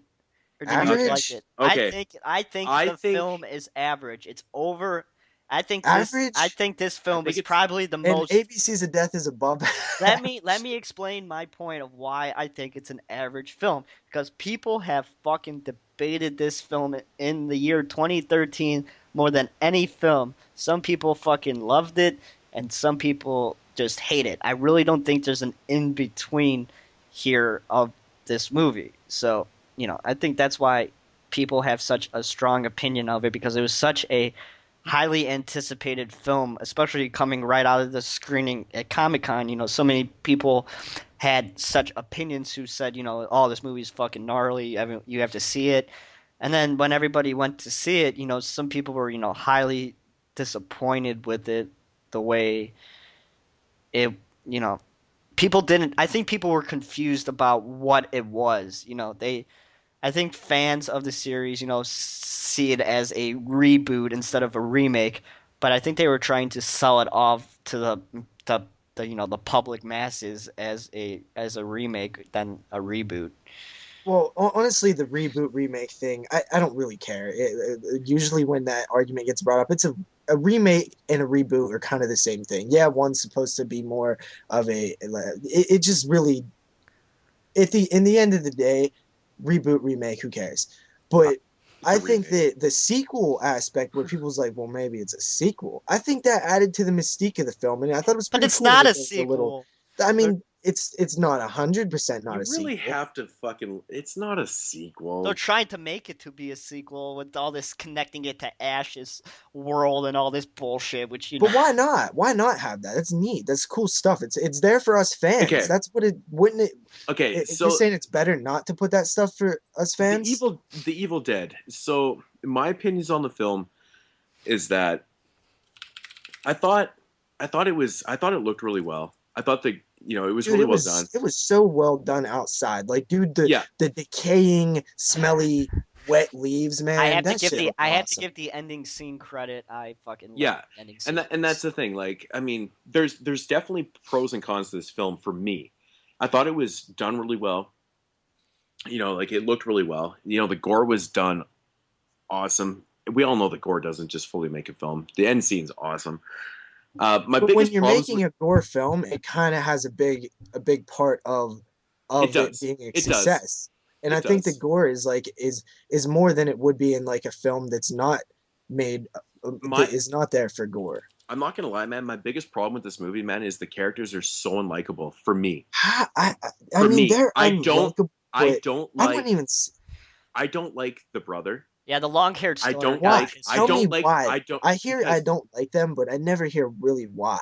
because he's not likable. He just comes off as a douche. And like Does he? I don't, Like, he why? does. He He just doesn't to seems, me. he doesn't seem genuine. Even the girl, I mean, she's Well, not that's the thing. supposed to He's be that not likable. genuine. He's kind of a douche. That's what he is. Wasn't there for his mother when she was dying, and now he wants to be there for his sister all of a sudden. That's kind of who he is. Okay, exactly. But he's an unlikable character. That's my whole point. So But why do you have to like a character? I mean, isn't that a point too to have because unlikable characters in a film? if you like characters, then you feel for them when they die. and shit that's going on with the characters. When something bad happens to them, you feel it makes the film more enjoyable. I didn't care if Because those characters died, to be that's the honest. thing. There's not one character in that film I You cared didn't about. care for the guy that was getting fucked up, the long haired dude with No, I glasses, and it's I like, fucking oh hated. man, He this was my guy's just least favorite character in that the was my movie. favorite I character. absolutely hated the I characters in this fucking movie. I hated will that not guy. lie. And the whole defibrillator scene, man.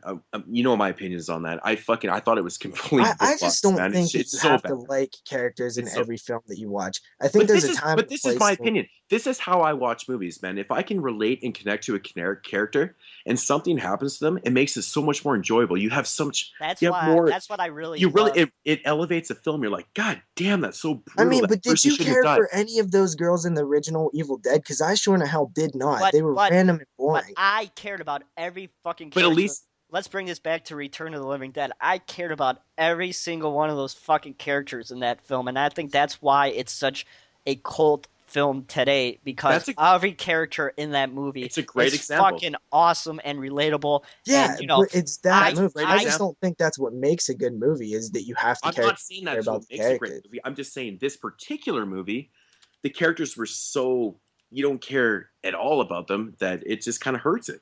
hmm That's I'm not saying this is how it has to be for every single movie. I'm I talking know about you're this one in not. I'm particular. just. But that's the way it is for me. That's my Well, personal opinion. I think it sucks because when you have two main characters like the brother and sister, and they're so unlikable, I don't But give you a didn't. fuck. You didn't feel that realistic look at a fucking addict going through withdrawal. That was pretty damn realistic look, I'm man. sick It of all felt. these fucking addict withdrawal Well, I mean, bullshit. it, There's it It's of not. fucking course, It's. of course, it's realistic. it's Of course, such it's fucking realistic. It happens all the I mean, time. I felt for her. I was like, it's dude, that such she this looks like she's in such pain. But this it doesn't mean that it's still likable though. That you now, have to like now it though. now let me say before I get all the hate about this me ranting about addictions in our society today, but fucking all these fucking statements about addictions, the fucking addiction TV shows, hoarders addictions, all Well, these that's the fucking thing. I mean, addiction people are bullshit. addicts, And though. Like I there are okay, addicts. okay, okay, why wasn't this a problem back in the 60s, 70s, 80s, Because whatever? There was always drugs addicts. wasn't as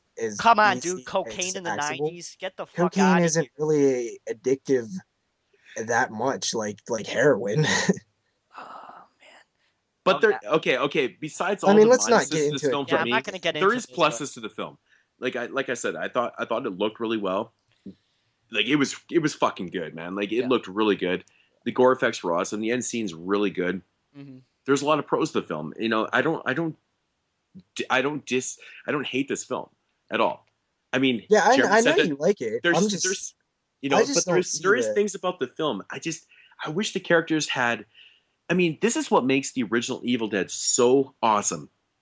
Ash, Yeah, everyone, Bruce look at Campbell, Ash. He's he's such a likable person. you just see The way he Bruce plays, Campbell he's a walking down better the actor. street, and you He's so say much more likable. Ash, He's And so Ash. much I more think that's likable. the main problem. People can't disconnect it from the original.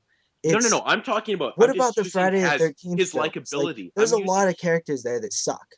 I'm using his likability as an example, not necessarily comparing the characters in the new Evil Dead to to Bruce Campbell. I'm just saying his character was just likable. These ones weren't. And regardless, it's just how I look at it.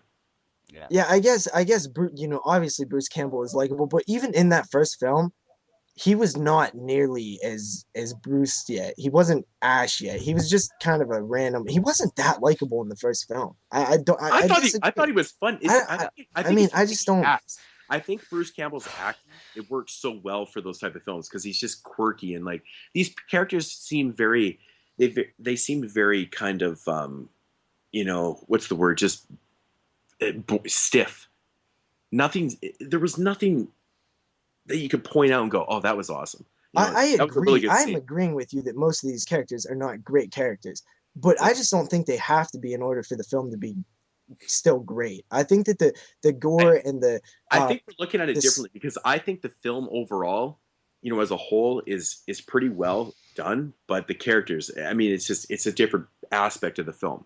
yeah. I'm kind of breaking it up differently. I think. Yeah, I mean, but dude, there's a lot of films with shitty characters out there, and these ones are not the greatest. But I mean, I don't think that it makes the film like such a lower on a lower tiered film because the characters. Well, we'll I mean, we'll that discuss defibrillator we'll scene has discuss great this later argument. when it comes to Bloody Homecoming and the characters, but yeah, we'll talk about that one later. But Evil Dead, man, I mean the cats in the basement, how she kept smelling that rotting smell because when you're addicted and you're going through withdrawal, your senses are heightened. And so she kept smelling that smell, but nobody else smelled it. I thought that was cool stuff, man. I like Yeah, that stuff. that's fine, but that has nothing to do with like the character and the acting and stuff. No, but I But mean that's all we're focused. I mean, can't we focus on stuff besides the characters? I mean, I'm just pointing out stuff that I like about it. I mean, We're gonna yeah, rant about Evil Dead for an hour or what? I mean, if probably this is gonna probably get brought. it's a good This is debate. I not the mean, last time this Evil is gonna Dead was get a brought up. big the Evil Dead was a big film this year. It was Yep. an important one. Yeah, that's like I said. I It was totally probably understand you guys' points, but I mean, to me, I'm just, I got to play devil's advocate and defend how I think that my opinions Fuck you, work and goddamn stuff. But Keanu Reeves over here. it's your opinion. Did I ever say that you're wrong? Like you said, I was wrong for ABC's I said bad I was opinion. joking I also. know, I'm fucking with you, JP. But like I don't know, man. Evil Dead to me, I don't really necessarily 100% think that the argument that the characters suck is the strongest argument on why the film is not as good as I think it is. Now the defibrillator scene is pretty damn stupid. I will admit that, man. That can kind of that drops it down quite a bit. Um, but yeah, so Evil Dead, man. I think I gave it at the time when I seen it a 9. I would probably give it an 8.5 now. I really did love it, man. It was so fun. It was the theater experience, seeing that young kid sitting up in front of me. He was like 7. He was scared to death and shit. And like the scene at the I saw it in the beginning when theater they too. I saw it in the theater too, but I Me made the too. mistake. I made the mistake of having my buddy over, my buddy Dylan. We watched the original Evil Dead, and then we went straight to the theater and watched or whatever the remake. I'm calling it a fucking it remake. is a remake. So anyway, so we went and watched, the remake in the theaters, and then we're like, there was points in the film where you kind of look at each other and went, "Fuck, really?" Like, I did like the homage, having the old Bruce, the car in the film. Yeah. I thought that was really cool. There were certain things I really really enjoyed, and like, What but about the he said beginning the scene same. where they He tie said up the the same thing. daughter to the pole and burn her? Like that's fucking cool, man. Uh, I don't Um, know. That scene kind of I'm bothered me. I'm still kind of mixed on the whole thing too, but Why did I, that scene bother you? What was wrong with that scene? Because it wasn't. If it's a remake, why the fuck are they doing that? well, I mean, I What the fuck understand. does that have to do with I anything? understand why they're doing it, but Take your mind out of that it's a remake and judge it as a film. So it's a Forget that it's a reboot then. remake. It's not a remake. Why does it matter if it's what is the difference? Explain to me the difference. A remake is the same exact story And how many retold. films do that? Every single fucking one. Where's Ash? If this was a remake, where is Ash? And where are the three, the 3 Evil Dead girls from the I mean, original people film? don't get hung up on Evil Dead 2 like, well, it's a kind of a remake. No, it's a Whoever sequel. says Evil Dead 2 is a remake. It is a remake. The first 10 minutes of it is a complete. Same with Silent Night, Deadly Night 2, but that doesn't mean it's a fucking No, remake. that's why. Don't even bring. That's just a garbage film. That has no place in this conversation. okay, guys. I know this is gonna get brought up later, so let's just move on because honestly, Evil Dead is gonna get brought up a couple more times. Okay, Trust me. well, Alright, Trust alright. me. Trust me. It's gonna get brought up. okay. All right, go ahead. Evil Dead, I would give like an 8.5. Okay, moving on. All right, go on, Moodz. What's your number 7 pick? 2013. My number 7 pick is, according to Jesus Christ, we're only on number 7. it's our DVD release of Cockneys vs Zombies. Are you know, serious? Yeah, we finally got this I own that. film I released. still haven't even watched it. I haven't We watched finally- it either. We finally got this released here, and I know JP, you're not a huge fan of zomcoms and stuff, but this is probably one of the best ones I've ever seen. It's just so fucking enjoyable, man. Great, awesome characters, good comedy. So many funny characters. Like the old people in this film, the storyline is basically these guys that are trying to save their parents from this old fogey's place and stuff, while this whole fucking breakout of zombies is going on. So you have all these older characters in the film that are just absolutely hilarious. And, it's a film from the UK, so you got all this crazy slang that's going on and shit, but it's very enjoyable. it blows Shaun of the Dead out the fucking water. Yes, I said that. I know everyone listening is going, "Fuck you, Moodz, you suck." No, but I honestly think that this movie is a lot funner. It's just a blast. It's right to the point. And the opening scene, dude, like how the infection of the zombies spread and stuff reminds me of Return of the Living Dead, and I fucking love that so much. Speaking really I quickly, love it speaking so of, much. we didn't even mention this. The criteria for this list does not mean that it had to have been officially released in 2013. It just has to be released on DVD Yeah, in our area yeah. within the year of 2013. It I doesn't think necessarily have to have a I think theatrical release here. I think Cockneys vs Zombies originally came out in 2012, I believe, in the UK, Yeah, I think so. and then we got our release like a year and a half later, something like that. But yeah, so All right. I don't. All I gotta say, man, Cockneys vs Zombies, released by Well, I Scream do own Factory. it, Check out the fucking Blu-ray by Scream Factory. It's which I do own. beautiful. It's beautiful. Jeremy or JP, check it out, man. You'll love it. It's awesome. I wish you guys had seen this one. It would have been fun to talk about. I don't want to give anything away because you guys haven't seen it, but anybody that's Yeah. listening out there that's seen this, you know exactly what I'm talking about. You probably liked it. I haven't heard a What'd you lot of rate it? negative.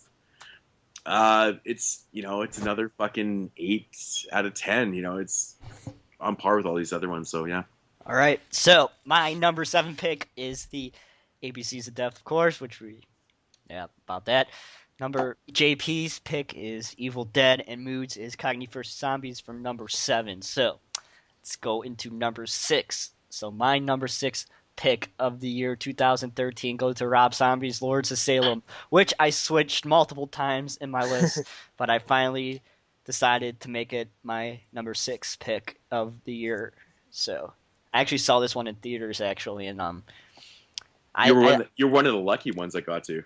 yes, I actually You never got it up here. Yep, only at AMC's. I think that. Yeah, I don't even have an AMC around here. Well, we didn't Yeah. get it on the West. Yeah. My buddy that lives in Toronto got to. They had the premiere actually of Lords of Salem in Toronto.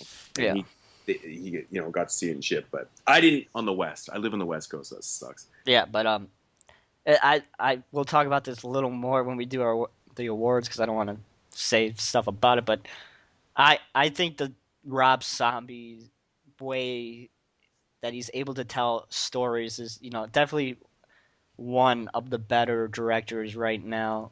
The way that he's able to take a story that he has a vision of and able to turn it into something that's different and refreshing. Like we've already talked about, I think House of Thousand Corpse is one of the best movies of the 2000s so far going on. Just the way. Yeah, I agree with that statement, but I think Devil's Rejects is a much stronger film. Yeah. But Lords of Salem, man, I was not, because that one got a lot of negative, Yeah.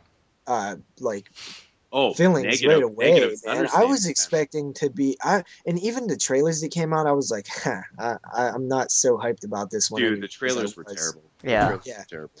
And by the time I actually watched the film, I was like, God damn, that was awesome. Yeah. Like The ending was too, fucking man. insane. I love the fucking ending of the film. See, now people are making fun of it, because of the the midget with the fucking dildos and Yeah. like all these type of things and stuff.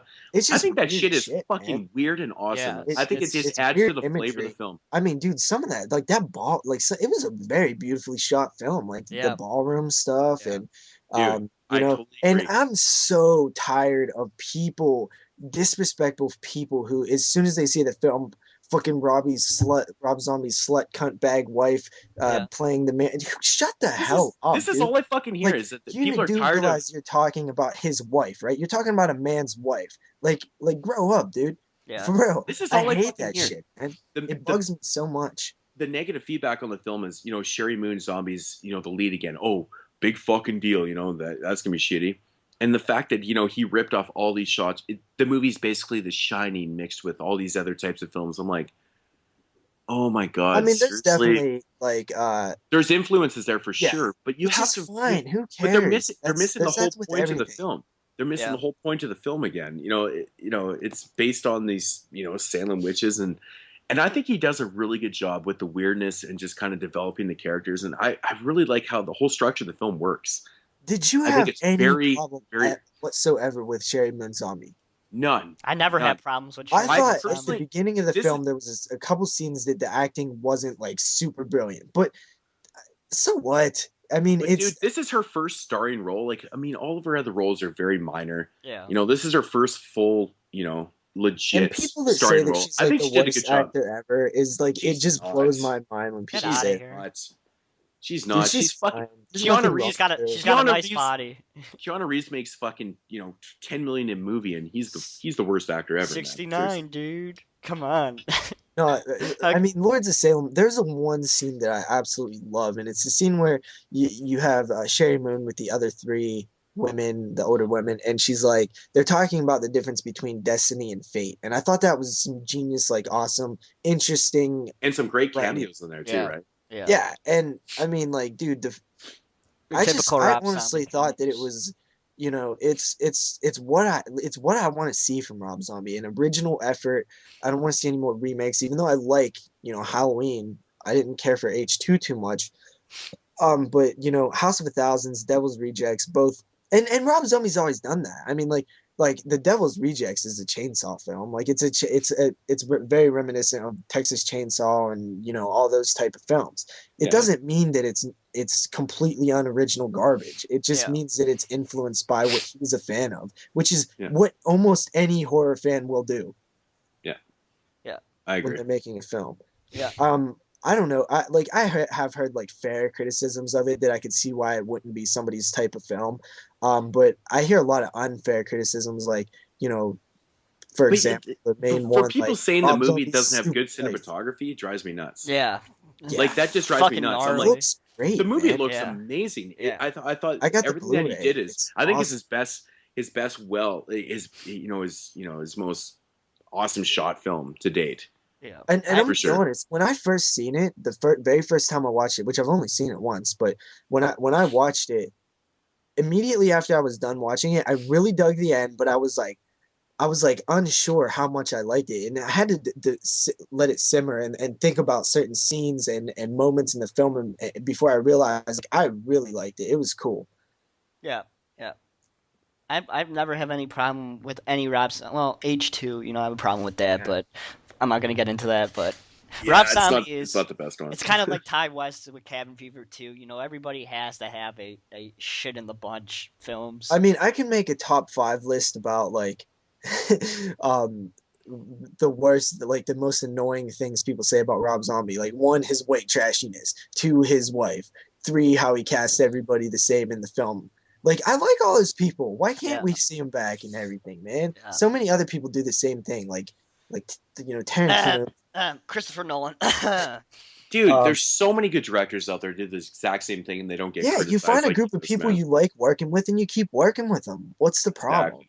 Exactly. And the white trashiness thing, I hate when people talk about that, man. It's not Rob Zombie has a style, and It, it's not just white trashy stuff. I mean, like there wasn't that much of it in this film, you know what I mean? But he still has you watch a Rob Zombie film and you can pretty much tell that it's a Rob Zombie film mm, mm. based on just the style of it. Well, He has a lot of style to him, from and I from love Zombie. from the way I know Moodz, how much he loves this film, I don't think it's gonna be the last time we talk about Lords of Salem. So, should we move on? I gave it a 7.5 out of 10 on that All one. right. So you want to go next, JP? We're on number 6, right? Yep. All right, my number 6 film of the year is Stitches. Oh, interesting. Stitches is one that we talked about on the short-lived Burial Grounds. And man, I was so surprised with Yeah, Stitches because you guys know Oh, me too, man. I my thing loved for it. horror comedies. I'm not like the one like big ups that I give the Stitches right away is the very first scene. You know what you're dealing with, and Yep. I love when films do that because it sets the tone and it's like, all right, I'm down for the ride. I see what it is. I like it. Let's roll. And Stitches was just it was so much fun, man. I laughed out loud so many times, and this is a film. I'll actually talk about that a little later when we get to another segment in the thing. Um, but what like the only thing I really didn't have a whole lot of complaints about Stitches. I really did like it, man. Yeah, I agree with you totally on that one. Like the jokes, the humor was very good. It was Yep. really, really good. Yep. fucking Stitches was so. I'm honestly I love the Stitches. opening scene. I mean, Yeah. maybe a spoiler alert, but it's not a spoiler alert. It's the whole film. But like when he get when he He fucking dies, trips. Yeah, it's so funny. the, when he fucking dies in the kitchen, I'm just like uh, I'm bawling, man. I'm like, this is yeah. awesome. Yeah, I love It's that. such a And it's you know such a what great else, thing. man? Some pretty decent characters. Yeah. I Yeah. liked every see, there we go again with the characters. I liked every single even though the characters, was sometimes annoying, I fucking loved every single one of the characters. And that's what I had such a problem with Bloody Homecoming, which I'll talk about later. I fucking hated the characters and One thing I will note about Stitches, though, man. Obviously, the kills are very inventive and fun, great comedy, but the soundtrack and the timing of the soundtrack is so precise and awesome. It's got this throwback kind of like yeah. It's like 80s feel. Hobo. It's got the Hobo It's feel. great, man. Yeah. It works so well to it. Yeah. I don't know. It Yeah. just worked for me. I love it as well. So, you want to go anything else about Stitches? Anybody? No? All right. Moods, your number 6 pick of the year My, 2013. Oh, my by the number way, I gave Stitches a 8.5 out of 10. It's a fantastic film. Yes. I had to step away for a second. Sorry about that. All right. Go ahead, Moods. Okay, so my number 6 pick is going to the foreign film to you guys, the Canadian film by the legendary David Cronenberg's son, Brandon Cronenberg, Antiviral.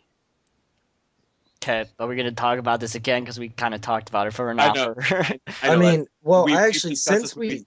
Yeah, since we've actually done that, I kind of thought about more things about that one, and I I, I guess I'll just we spoiler broke alert. you, didn't we? This film, We fucking this broke film, you, didn't we? huh? We No, broke you, no, didn't we? this film didn't make my top 10.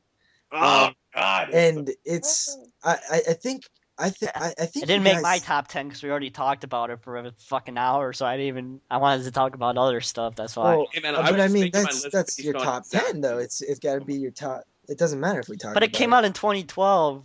I But it saw it was in released 2012. on Blu-ray.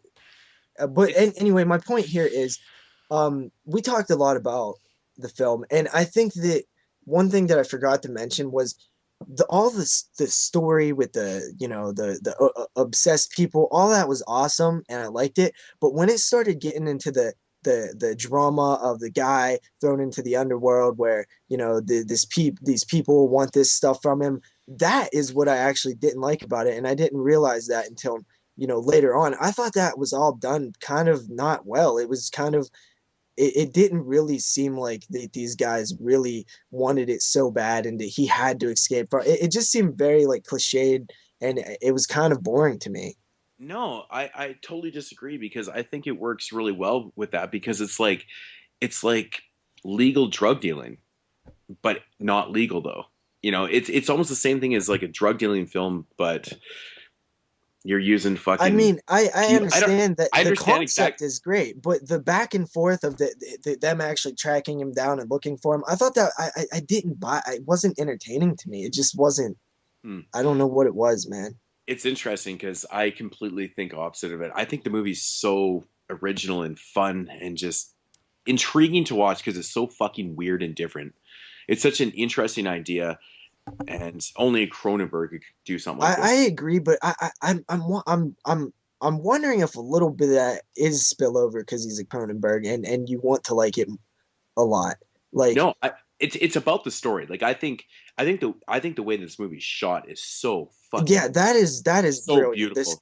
That is, and this will be on my honorable mentions list. It would have probably made my top 15, but it just, to me, like, there was just things that kind of I don't think it's I just don't know what it is about it that I can't fully You jump in don't and be like like, gingers, do you? You're a ginger hater. no, I love that guy. That guy was awesome. As I'm just I'm joking. just, it was the story. It was all the stuff outside of the unique stuff. The Yeah, stuff where it's yeah. just the typical, like, this guy's in trouble because he did something, and now these guys are after him, and this guy wants him too, and this girl's weird, and we don't know who she is. But like, I just think that there's like problems when it comes to the actual storytelling outside of the weird stuff. Okay, fair enough. I mean, do you it all see where I'm coming from? Like, I actually don't, but I mean, the thing is, I think the movie's really overall. I think the storytelling is great. I maybe really I'm it just works it stupid works for me. because there It's was not that you're certain stupid. times in the film that I I don't was think. like, who is this? And what is she doing there? And why do we not know who she is? And I like Well, it just seemed like there was I a think lot it. of that. I think there might have been, maybe a tiny bit of lack of development for some of those scenes, but at the same time, it doesn't need to be because it doesn't matter about them. It's more about what's going on with him and the main story. If you But I really think break it down, it's I it's think actually if quite a simple film when you really think about it, with a lot of kind of maybe almost but convoluted, that's but where I think, yeah, exactly. Like, I think that if you're going to go for that simple film and you're going to make it about him, then let's only follow him and make him like, I know we did follow him a I lot, but think that's I think that's what kind of works though. I like that there's other elements to that too. It's about him, but what at the what same what time it there is comes other down things. to for me is this film has a lot of cool moments. But overall, as an entire story, I don't think it's a well told story. I think it has a lot of cool ideas and moments that I don't want to say it's not well told because it's a great film. It's a top 15 type of film of the year. But I'm just trying to display my reasons why I can't give it as much credit as you guys do. Okay, fair enough. Okay. I mean, honestly, like, I mean, you have a fair argument. Totally, I can't argue with it. I mean, it's just all personal preference when it comes down to it. I think it just really, really intrigued me and works for me on a fucking. I could rewatch this movie all the time. I think it's great. I don't know. There's something about it. I just love the fact that you're not spoon fed at all. These characters are kind of coming in here. I don't know. It just works. It's hard to explain. It is a weird one. Alrighty. Jeremy, if you're trying to talk, you're muted. Well, shit. I was muted for all that fucking time. Damn I it. guess so. Oh, I don't. man. I don't know if you're trying to talk. That's weird. That's weird. I All don't right. know. But anyway, my number 6 pick of the year goes to Lord Salem. JP goes to Stitches. And for Moods, it goes to Antiviral. I The So like very, let's. your little the recap for very, me there, the by the way. very, the very controversial antiviral. Antiviral. No, it's not controversial. I think I'm in the minority actually. Like I think more people like it like as much as you guys than like it like me. Yeah. Yeah. All right. So Breaking we're into that in. top We're 5. into the final stretch here. We're in the halfway mark. So yeah, let's You know hop what I into am this. surprised at? Nobody's like same films has like touched like the same number yet. Yep. That is My interesting. number 5 pick of the year 2013 goes to a film that was number 10 for Moods, and that is American Mary. Oh, Ooh, nice. yes, I enjoyed American Mary. Like I said before, I really connected to the main character in this. The main character in this film, especially what happens to her. I really really felt for her and what actually happened to her. Most And it's times more than when just feeling for her. You really kind of get her. You see who she is, and yeah. it's really displayed well on like how much levels there is to her. She's not just she's not that typical girl who's the top of her class and is Hmm. has all the potential in the world. She's much more than that. Yeah, yeah, And that's what I liked about it. And it's just an odd, interesting concept. I mean, the yeah. body modification thing, I Hmm. didn't think that I thought it was just a gimmick, but it actually fit really well into the film. Yeah, I agree with you. And the way that she loses her mind over something that like that, Yeah. it's really interesting how somebody that obviously is going to be a successful doctor in the future is able to turn to this dark side and do And something. it's not, and there's also another scene where early on when you see her go to the strip club, like she is 100% gonna strip. Yeah. Like and I thought that was brilliant to add like different because normally what you'd Too bad have she is you'd didn't. have that potential that pot- that you know has all the potential in the world, definitely going to be like a top of the line like surgeon. Like Mhm. normally in a film, they would go to strip and they would come to the realization that, oh, I'm better than this and I could find another way. But she was gonna strip, dude. Yeah. Like she was that she knew what she had to do, and I thought it just added more than your typical like straight A like overachiever, but still kind of like edgy main character that you would normally see in a character position like that. Um, I American Mary is a great film. Yeah, I agree with you. That's why it's my number 5. I gave it a. Anything you want to say, Moods? You're about to say something. No, I was just going to comment on the fact that Catherine Isabel is it's just so sexy. Yeah, yeah. Yeah, dude, she is like not only is she very attractive, she is also just a very fun actress to watch. I'll let you know if she's like that in person because I am gonna meet her in Oh, August. and she was born and raised just by me, so Yep, you know that is Dude, very she's not awesome. foreign. Come on. she is foreign She's to way you too cool to guys. be foreign. Jesus. So I give American Mary a 7.6 out of 10 on that one. So 7.6. Sweet. Wow, that's a very precise rating yes, right Yeah, there. I don't usually go like I do zeros I and give this one a fives. That's That's 7.53 really repeating. yeah, seven Clive point used to six do four the three eight seven eight three yeah two. that Clive used to do that stuff. So All is it right, my turn? I so guess. yep, JP, your number 5 pick of Okay, my number five pick of the year is Your Next. ooh. This is Oh, a no, I home haven't not seen. invasion film done right. Yes, yep. Very right. I saw that I first. will say that like the reveals and stuff that happened later is a little cliche and typical, but it didn't really hurt the film too much. The the it was just like you kind of bought it as a home Yep. invasion film because a lot of I things have to work right, for you to be like, oh, why don't they do this and how come they didn't do that, and you could totally do this. I would have done this here. Like there's not a whole lot of that in this film, which is a huge plus when you're talking about the home invasion or films like that. I love that film and fucking some of the kills in that movie just really Yeah, just made me. I it's was sitting pretty there in the brutal. theaters, What, sitting man? there in the theaters, and I just wanted to go, Yeah. major kudos.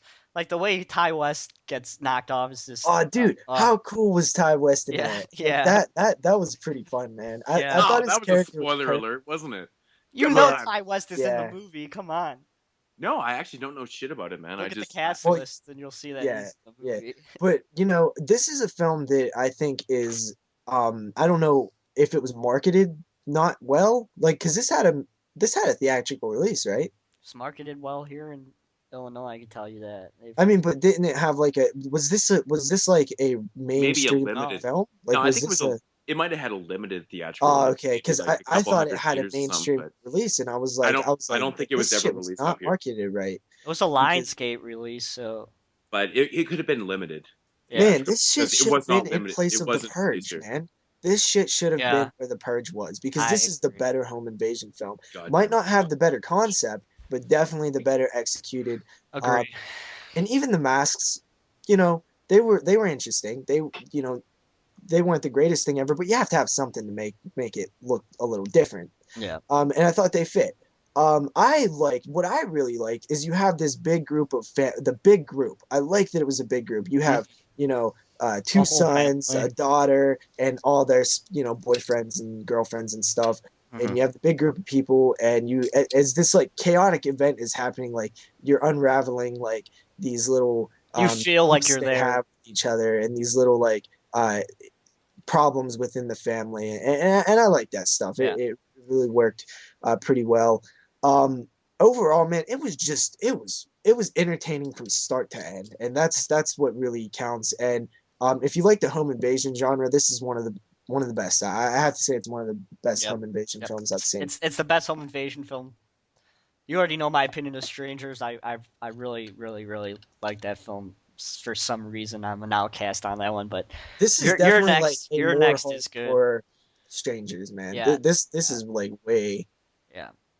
It's interesting because I just watched a couple of people's reviews on this movie, and they really did not like it. And it Well, was I, it was kind of fuck those it was people. it was oh no, I watch reviews, and Yeah, it I doesn't I matter respect. if I want to watch something, I will buy it. Yeah. But it was so disheartening because the people that didn't like the film. I was like, for fuck's sakes, they're big home invasion, type slasher fans and stuff, and I was kind of hurt by it. I was like, fuck, it just kind of whatever. But I still want to see this, and it sounds. I think you'll dig it, Moods. Yeah, I do Also, too. the director Adam Wingard was also, directed a segment in VHS and VHS 2 and ABCs Okay. of Death.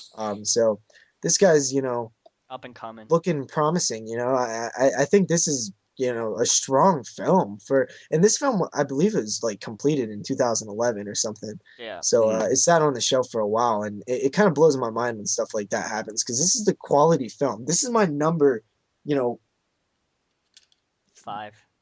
5 of the year. Actually, I fucked up. This was my number 4. This was my number 4 of the year. Well, shit. Well, way to go. Well, I should I just spit out my number 5 then, because we won't be talking about it too much anyway. Sure, No, go man. ahead. Just trade. My number just, 5 trade- is just The trade 'em. Conjuring. just change your order. Well, I guess we know number 5 now. Number 5 was The Conjuring. Oh, okay. We've already talked about it anyway. Yeah. So Yeah. All right. Yeah. So you're next. Interesting pick. We'll talk. Yeah, that was my number 4, so obviously we will kind of skip me on number 4. Yeah. So Jay. God damn it. I got to be the one guy to fuck up the podcast. Jesus. you do. It was going Fucking so Chris. smooth. So my top 5 pick for 2013 was VHS 2. We've talked about this. All I can say, that man, kind of surprises me, man. I Like, I love thought it. that I would have liked VHS 2 more than you. Oh my god, dude! I really really enjoyed VHS 1, and then VHS 2 I watched, and I was like, holy fuck! I just felt like, 3 of the 4. I mean, there was definitely less segments in it by one, I think, but Yeah. the last 2 just blew me out of the fucking water, man. I love the second one. I do agree. I think we all in agreement that the second one was probably the worst in the On the bunch. I thought it was VHS 2. still a neat thing, though. It was kind No, of no, cool no. to see. Not I It was didn't a say the bad- worst. I meant the weakest. I didn't say it was bad. I meant the Yeah. weakest. Yeah. I Yeah. meant the worst out of the 4, so the weakest. It's just a bad choice of words. But No, well, earlier you said that you liked it too, so I do- didn't I do- I do take like it it. that way. But I'm I just do saying, like it. reiterating that holy fuck it's me though. pretty neat. Like Jason Eisner's and the guy that directed The Raid, they did those things were so solid. Like, I just really liked how VHS 2 was all developed. Again, the wraparound story. I don't know if we talked on this, but I don't think it was very strong. Again, It was better than the first one. it was better than the first one, but I mean, on a strong level, do you consider it to be a good wraparound story? You know what? I thought it was solid up until like the final of it, Yeah, which is what I Yeah. thought about the first one too. Yeah. but I mean, the most memorable thing about these VHS films is the segments, not the wraparound story. Yeah. Yeah. So It's You know, always like it that. doesn't really matter to The me. last Sorry. segment though, man, how balls to the wall was craziness, man.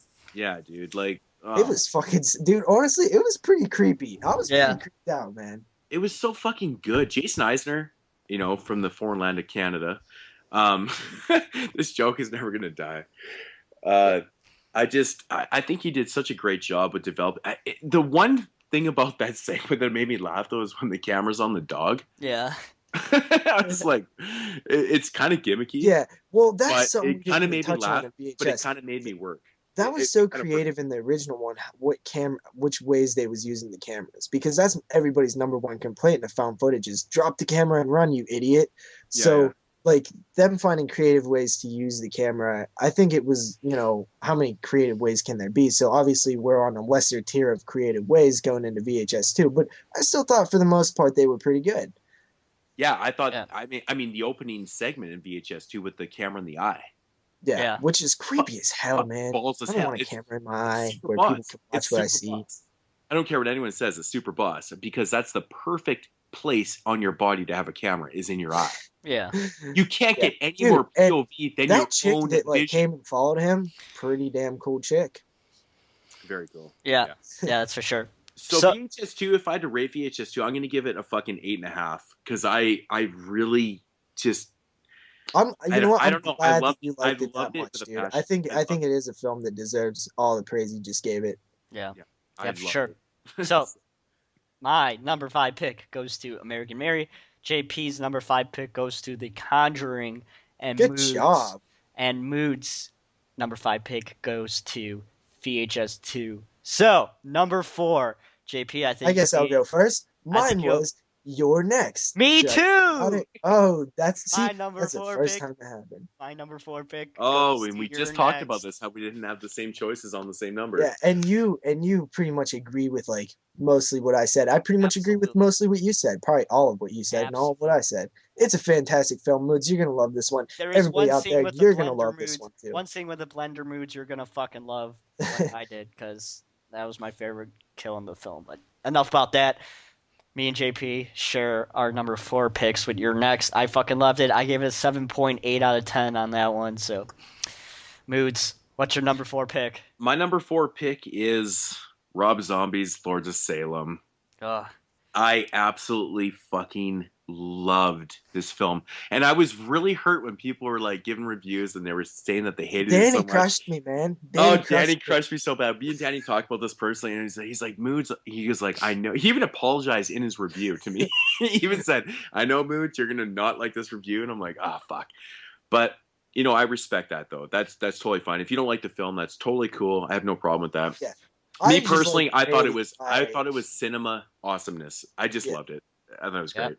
Yep. So what'd you give also, it? I can come off as like a dick when I'm debating why I think it's better than you think it is, or what vice versa. But in all honesty, I respect everybody's opinion. You're allowed to say whatever you want, and I would still like you as the same as I would, unless you say Rob Zombie's wife is a stupid cunt and shouldn't act. Like then I'm like you a little less, but I'll probably still like you. I understand it doesn't make sense. I rated Lords of Salem 8.5. 8.5. And a All half. right. So Yep. number 4 picks. Me and JP agree on your next as our number 4 picks, and Mood's number 4 pick is Lord Salem. So it's time for the top 3 films of the year 2013, and I think you guys will be extremely surprised where I say my number 3 pick of 2013 goes to the anthology film All Hallows Eve, which is put out by I don't even know what Image. that is.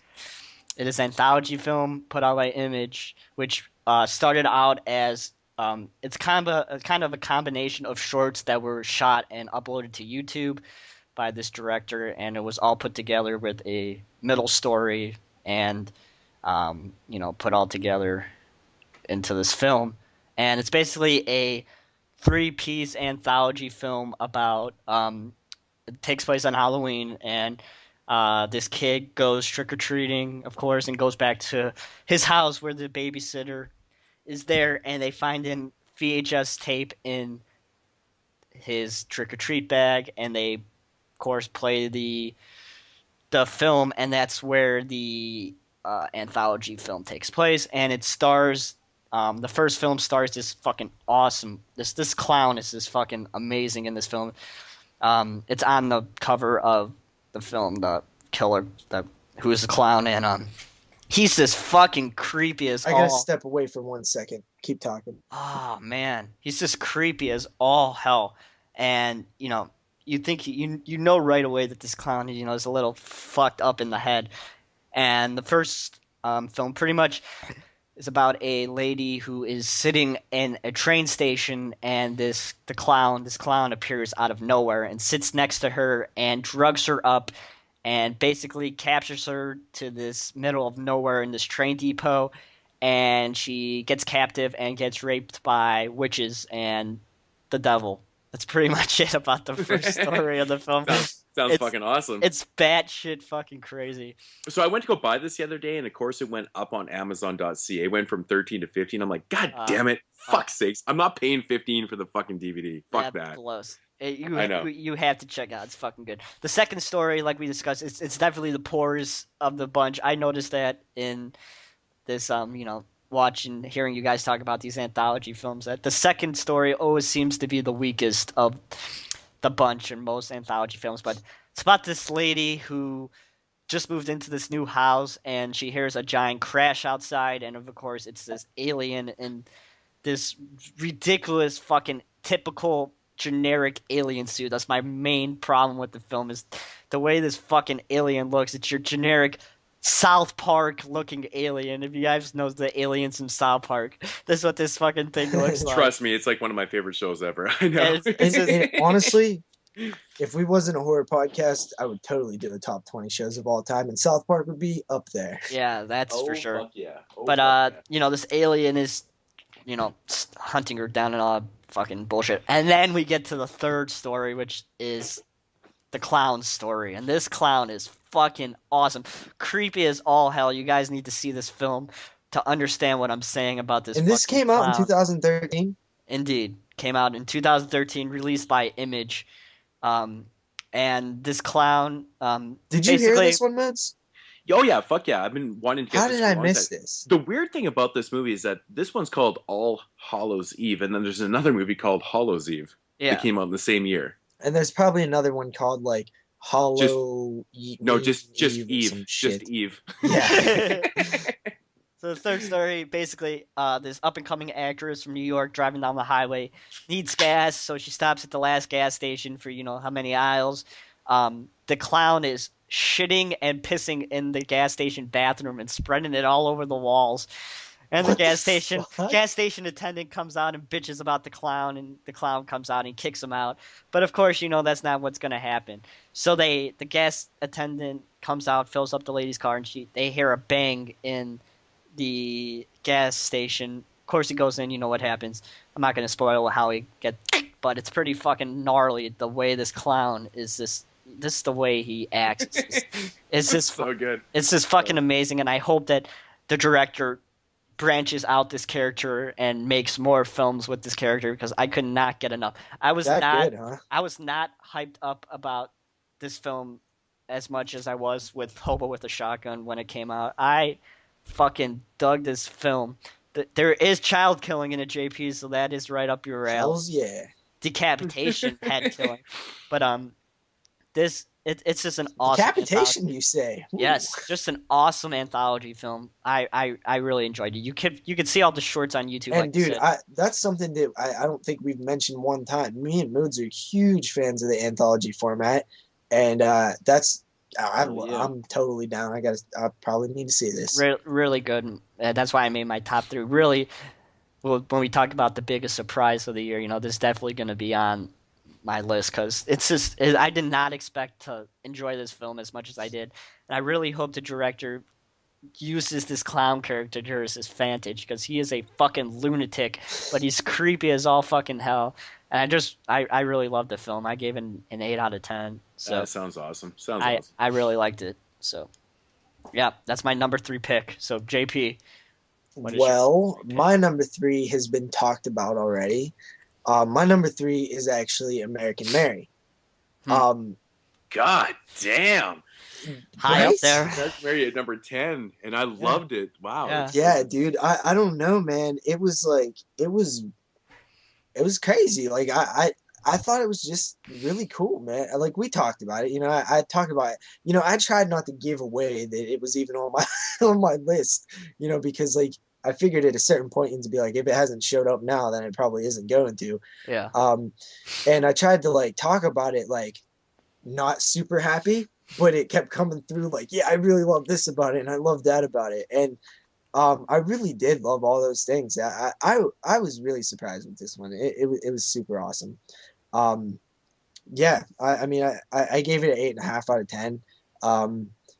I wasn't expecting it to be as nearly as good as it was to me.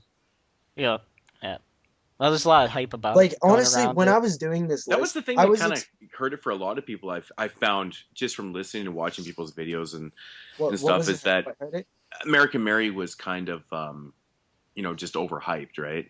And then Okay, that's and the then thing. people watch it and they're like, The- oh no, it's pretty good, but a little overhyped. But I'm like, you know what, man? Fuck, if you can get past that, just go into a film with your own fucking mind. Yeah, Who cares which is about the hard to hype? do. It just It's easier said than done sometimes, right? I agree. And Yeah. and what did I say about this one? Right when you first started talking about it at number 10, I said when everybody was talking about this one, I avoided it. I didn't hear anything about it really. I didn't listen to anything. I just knew that people were talking about it. And I think that was like the best case scenario for this film for me. And actually, I literally just watched it, a couple days ago in preparation for this show, along with The Conjuring within like the same night. And The Conjuring, I was actually expecting that film to make my top three because The Conjuring seemed like it was the number one of the year. So I was like, that got to make my top three, right? So I Yeah. saved it for last, and it probably got a bit overhyped, but I thought, it still made my top five. Um, so yeah, American Mary, I don't need to say much more. And Cool, cool. this is not one of those cases where I just want my list to be different. So I'm like putting a film that wasn't expected, lower. I truly liked it more than the other films above it. Your Next was pretty close though. I like Yeah. Your Next about the same. But yeah, I mean, I really did like American Mary a lot. So yeah, that's my number three. Cool, cool. Moods, your number three pick of the year. My number three has also been talked about, and I think it's on all three of our lists. Is Stitches. I can't really argue with that. I Yeah, mean, can't it was number argue. six on my list. I'm not I gonna lie. totally I'm because not I gonna lie. Okay, when I first watched Stitches, I barely ever do this with movies. you popped When it I'm right back in and watched it I again. literally fucking watched the movie, and then when it fucking went back to the menu, I hit play again and watched it again because I loved it that much. I And don't you know even what? remember last time I watched a movie 2 times in a row and spent 3 hours on one film. Yeah, And I fucking loved it. And then because I'm not shitting you. 3 days later, my buddy came over and I'm like, "You have to watch Stitches with me." Yeah, And we died laughing and we I love watched it that again. And film. then I watched it like six other times. I've watched it. I watched it like 10 times this year already. I loved it. I It's remember when we such a covered fun it on film. the burial grounds, and I saved it for like last to watch. I didn't save it. I like put it off to last because we did like four films, modern slashes, I believe. And I was like, all right, well, this Stitches one funny clown movie.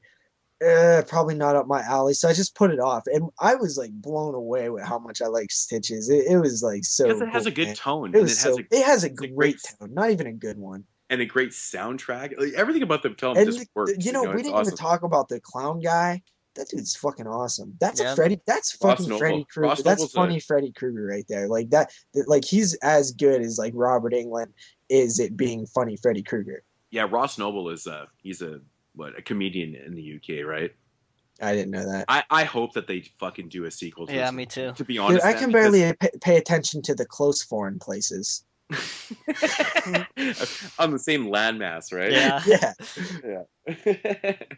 But anyway, Stitches man gets like a highest recommendation, 8.5 out of 10. Like I fucking love this Thought you movie. said It's it so was a great. nine. I Nine. mean, 9 out of 10. That's what I meant to say. I'm looking at my Yeah, phone. nine. Yeah, because Never. I remember you rated It's it a 9 out high of 10. on Yeah. burial grounds. Yeah, Yeah. 9 out of 10. I wrote my things down and I fucking looked at the wrong one. But nine Yeah. out of 10 for Stitches. I loved it. I love the look of the clown. Just everything about the film is fun. It's a fun Yeah, movie. it really You have a is. You just blast. have if you're not a fan of horror comedies, you're gonna not like it. But Yeah. even if you're just a casual fan of horror comedies, I still think you're gonna love it. Yeah. But All right. seriously, some of the best inventive kills though, Yeah. and fucking awesome kills. Honestly, I don't I love see it. the type of people that wouldn't like a film like this. Like The umbrella, I don't the really know. umbrella fucking made. Still, even thinking about the umbrella scene makes me laugh, man. I gotta pick It's the way Stitches it up. pops out. I'm Rick, just, oh what fuck. am I doing with myself? How do I not own this? All right. Yeah. So my number three pick of the year goes to All Hallows Eve, which is an awesome anthology film. You guys run out and check that out. JP is American Mary, and Moodz is What was Stitches. American Mary for you, Jeremy? number 5. Okay, so it wasn't that far apart from you. So I have it number 10. You have it number 5, and JP has number 3. That's like the three like milestone points in a top 10. Yeah. 10, 5, and 3. And Yeah. I wasn't And even of course I wasn't more. even being biased. American Mary, Suska's sisters, being Canadian like me, they live right Yeah. next door to me, and they're number 10. So I'm not being biased. Come on. All right. I think we all can agree that it's awesome though. Yeah. All these films definitely. are pretty awesome. Definitely. So my number 2 pick of the year goes to The Curse of Chucky. Big Shacker. I was yeah. Movies. Now you know what my number 1 film is. Another one Wait. I can't talk about though. I can't talk about The Curse of Chucky. Yeah, Curse I of haven't Chucky, fucking seen it yet. Jeremy, just go ahead and let loose, I guess. All right. So we kind of got loose about this when JP talked about it. my getting opinion of Chucky, nostalgic. my history with the Child's Play franchise. Um, I I don't know what else more to say because we pretty much talked about my opinions about it Yeah, when. and we can't talk about it too much Yeah, because I don't want to we ruin want it for Moodz to be moods. pretty fresh in this one. Um, I really, really, really hope that they Universal pumps out some more Child's Play Was sequels. that Universal who did Indeed. Yep. this one? Yep. I think they did every single one. No, MGM. That's the reason that you couldn't get them in the box set for the longest time. Oh, MGM really? was the first one, I Yeah. guess. And then Universal did all the other ones, And right? that's why a remake never happened, is because who owns the rights to remake something? The person Yeah. who made the original film or the one who made the sequels? Because I what is guess a it sequel? depends if they sold their soul or not, though. Yeah. But so Curse you know, Chucky gave it an I thought 8.3 I out of thought I mean Brad Dourif, man. Come Yes, on. Brad Dourif. I loved the aspect of that film, the backstory of Charles Lee Ray. Yeah, that I don't get into that too I'm not much. gonna get into it, but That completely we'll surprised me, man. we'll do an entire show on Curse of Chucky when Moods watches. We'll do a whole Child's Play Yeah, show one day. yeah, we could do that too. But yes, thumbs I'd up be for down. Moods. Yeah, but Curse of Chucky, and a great, great, great addition to a series that I was dying inside about these last Yeah, two sequels. But yeah, um, man. I really enjoyed it. I gave an I mean, 8.3 out of 10 on that one. let a 3 out of 10. What? 8.3. Oh, it's like a 3 out of 10. No, No, but 8.3. okay, so Curse of Chucky, alone the fact that it was able to take a franchise that was completely down in the gutter and get you excited about a potential Child's Play sequel, and just excited about the That's a film good again. point. That's That's a good point. awesome, man. I love when that happens. It doesn't happen often, but That's a good when it point. does, That's why it's I'm so great. stoked to watch this, man, because Seed Chucky was, oh my God, Yes. like Seed of an Chucky is abomination. It was so bad. It was so bad. Me and my grandma were sitting in the theater, like face palming our heads because we were I, me and I'm her are I'm such wondering. huge Child's Play What'd fans. your what'd I'm your what'd your grandma think of Redman? Of what? the Redman. rapper Redman. Yeah. Oh, you all know opinions of rappers and films, but that's for You know, another day. it never We it should never do a works show out well. we should do a show of all films that include rappers in some way or another and just I bash mean, them. you'd But have to do a top five worst, right? yeah, right. But yeah, Dude, no way does anything top Resurrection though. yeah. Come on. Well, It's the worst. Texas Chainsaw 3D. I have to. Oh man, dude, I didn't even know that guy was a rapper. I just knew he was a celebrity. I think he's a That singer. I think he's a dude, singer. motherfuckers with Whatever Texas he is, Chainsaw. Fucking goddamn it, man. yeah, Curse Chucky. I really enjoyed it. Highly recommend that one. So, JP, what's your number two pick of the year? My number two pick of the year is Lords of Salem. Uh, Um, fucking dude, man. I when I said I loved it, I really did, man. And I watched this early in the year too. This was at the beginning of October when I watched this, and that's not early in the year, but it's early compared to the films on this list because the only one that was before that I believe was Evil Dead and maybe Stitches. Everything else I watched after, and Lords of Salem has stayed in that one of my favorite experiences of the year. I was just honestly I wasn't I mean maybe it came from me not expecting to like it as much even I didn't expect much out of it at all, and like I said, it was a film that it took time to like simmer and really feel it to like it as much as I did. But yeah, I'm actually quite surprised that Lords is so high on your list. I didn't really think yeah. you liked it that much, but I mean, my Lords is number 4 on my list. So what can I say? Number 2, number 4, whatever. Yeah. All I right. agree, man. I agree, dude. That Yeah. I movie mean, is so good. but you D can even Wallace, see D you can Wallace see, is so good in the movie. D Wallace is so awesome. Yeah. I want to you meet her. can see a case for why Lords would be somebody's number two, right? I mean, I Yeah, could see a totally. case Yeah. why it'd be Oh yeah. one. Oh yeah. Yeah. All right. Moods. Your number two pick. My number 2 pick is based on our DVD release this year, and it's Alice Kills. Ah. Ah. Thank you. Somebody. Yes. Dude, I thought this didn't count. I didn't watch it because I thought it didn't count. I No, didn't. I don't have it on my list because I saw it last Yeah, but fall or something. I thought, wait, it was just a Canadian, like a foreign, like a release this year. It was already out in the States, right? No, it didn't come out to the States until this year. No, Dude, was I specifically asked, "Does Alice Kills count?" And nobody fucking answered. Nobody said it counted. dude, I I said have it. this I would movie have is from watched it. You 2013. Our motherfuckers, release is my 2000. top 10. It might have made it. Oh, it probably would have, man. Oh That sucks. man, That sucks because I've I owned mean, it for like you should have watched it 12 anyways, man. Yeah. But you have everyone should watch Alice Kills because that Alice movie Kills is. it's I mean, brilliant. we did an entire review on this. Anyone that's been following this podcast knows exactly our feelings on this one. But man, this movie is.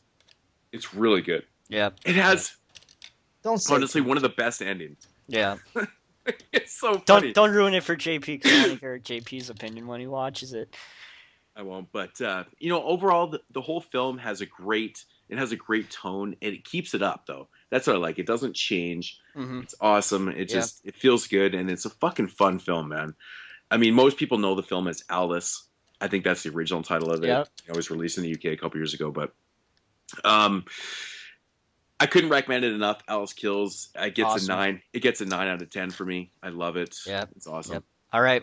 So my number 2 pick of the year goes to Curse of Chucky. JP's number 2 pick is Lord Salem, and Moodz number 2 pick goes to Alice Kills. So it's the moment of truth. 2 hours in the making.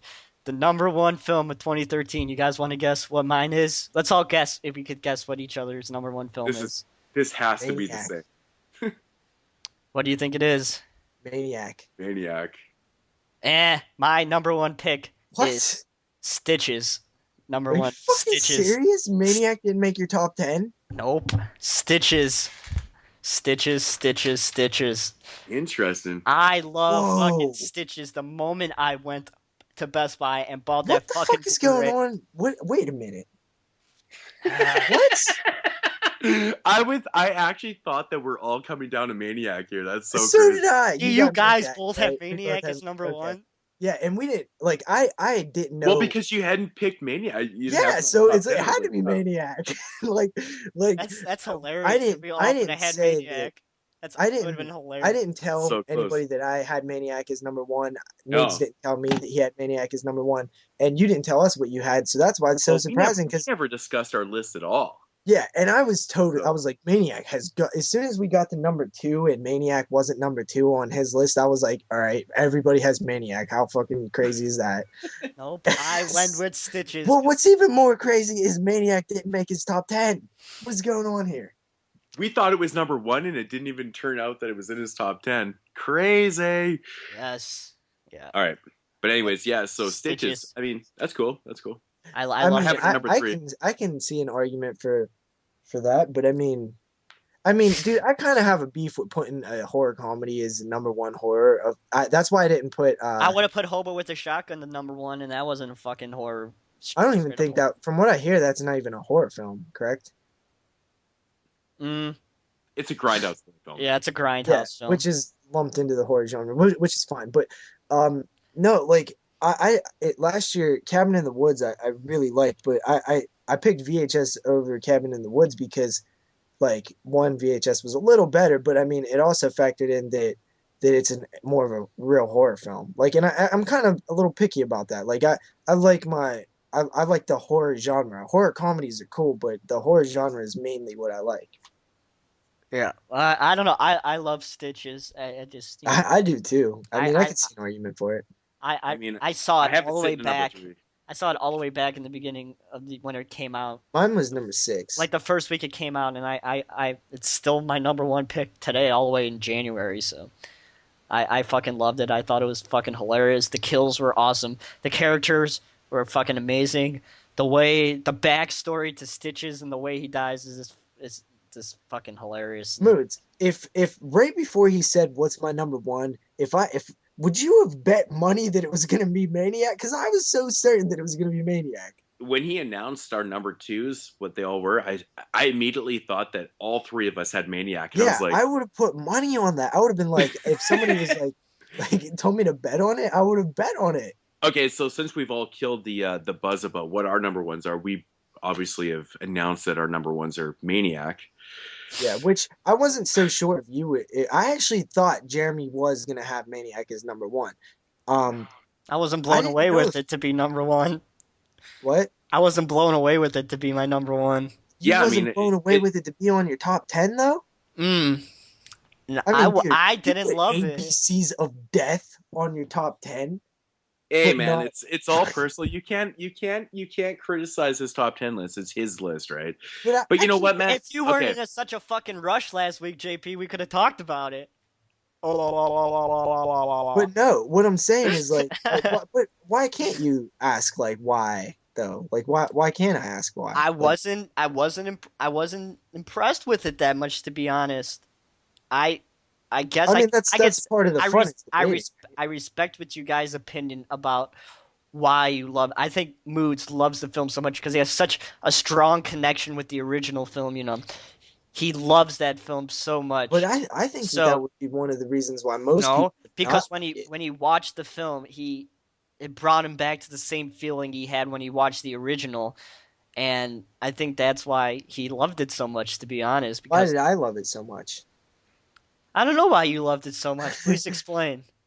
Well, for one, the way it's shot is, dude, there's I can literally start from anywhere.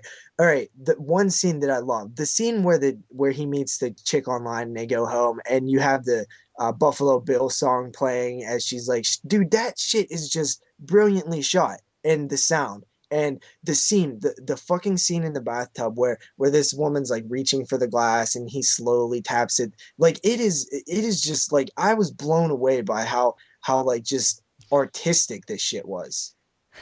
hmm Yeah. Mm. I totally agree, man.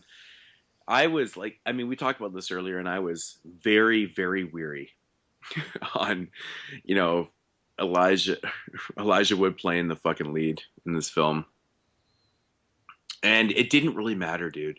It was shot so brilliantly, soundtrack worked so well. Like Um, that moment, I gotta start on that moment again. The moment when she's in the bathtub and he's just standing there watching her. It's so creepy. And he nudges the glass towards her as she's feeling for it. And it's something that if you're in her position, it doesn't quite register it like, hey, I didn't move my hand any and the glass just got to my hand. Like, but it didn't really register to her right away, you know? And it's like it's stuff like that that was just like, man, it was just so interesting to watch. This is like a character study of this character and all the characters around him as he interacts with them, and the whole mannequin thing was awesome, you know, taken from the original but expanding on it. And you got the mother angle there that was one of even my I thought one of my was favorite really played parts, well. one of my favorite parts in the film, man, is honestly when Elijah Wood is fucking when he's talking to the mannequin, he's putting a fucking scalp on the mannequin's head, and he's like, "Hey, don't worry," and he's talking in this like real calm voice. He's like, don't worry, it's gonna hurt a little bit though." And he's like stapling it into the fucking head, and he does it 3 times. He's like, "Hey, that's one more time," and he does it again. I'm just like, it And really showcases how fucking crazy he is. Like he's fucking nuts, man. Like, yeah, and I another love scene it. that just shows like these nuts moments, but doesn't specifically point at it is when he walks in the room one time and he sees the mannequins and they're in a position that you can tell earlier in the film he was doing something with them. They're like in the position where the one mannequin is like in between the legs of the other mannequin and stuff. Um, it's stuff like that, and it only shows it for a brief second when he first walks in a room and he, you know what I'm talking about? Yeah, yeah. Yeah, and I'm like that, like it doesn't dwell on it. It doesn't say like, hey, look how fucked up this guy was. He was doing like weird shit with mannequins. Like it's just subtle, and it's like you see like that stuff, and it just like it really like magnifies like the extent of this dude's mental state. But you know, man, me being the biggest fan of the original film, I gotta say, man, there's one scene in that film, like that huge homage to the original film. I don't really want to give anything away, but you know, when he kills Oh, someone out in the the yeah, man, parking lot, that and is and, that, and, and it and that pans was, back, and then you see the shadow, and it's the and poster what is of that the but original film. creative artisticness? You know what I mean? Like But that I is so love that creative. nod. I love that nod to the original film. I thought that was so fucking awesome, and it honestly made me love the film even more. I was like, you know what? They respect the original. They did exactly what they needed to do. I thought it was awesome. It was And so brilliant. mad props to Elijah Wood for, like you said, you think of him, you don't think of like the original guy. What was his name? The original guy who played the Joe maniac, Spinell. Joe Spinell. Yeah, Joe Spinell. Completely different type, body type, person. It's just he's completely different, and It's what I that's liked what I. about it, and Yeah, that's it one felt thing I like it loved about worked. this because they wanted to create their own film. They didn't want to recreate this overweight kind of rugged looking person. They had a skinny fucking good looking person or whatever. I mean, if Ooh, and Moodz got a crush on Elijah Wood. apparently I do. But I'm just saying, he's opposite. He's completely opposite. Yeah, He's yeah. attractive compared to Joe Spinell. Everyone knows he had a rough look. He had a Oh rough look yeah. to him, right? And he was bigger. Elijah was skinny and Small. a He's lot more small. clean. He was a He lot more was clean looking. short. You know what I mean? And Um, and I love that about it. I think it worked. So and another thing we haven't even talked about, like the point of view angle.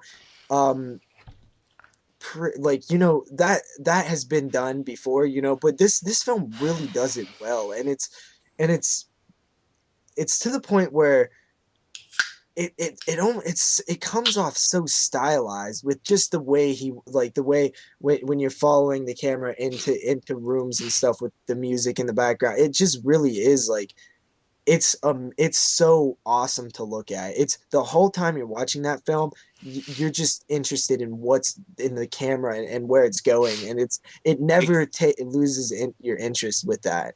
exactly. I felt the exact same thing. I felt like every time there's a shot, and when you got to see how they showed Elijah Wood, and they never really hid the fact that they were, didn't want to show him. It was just the way it was. It was the POV, and when he was shown, right?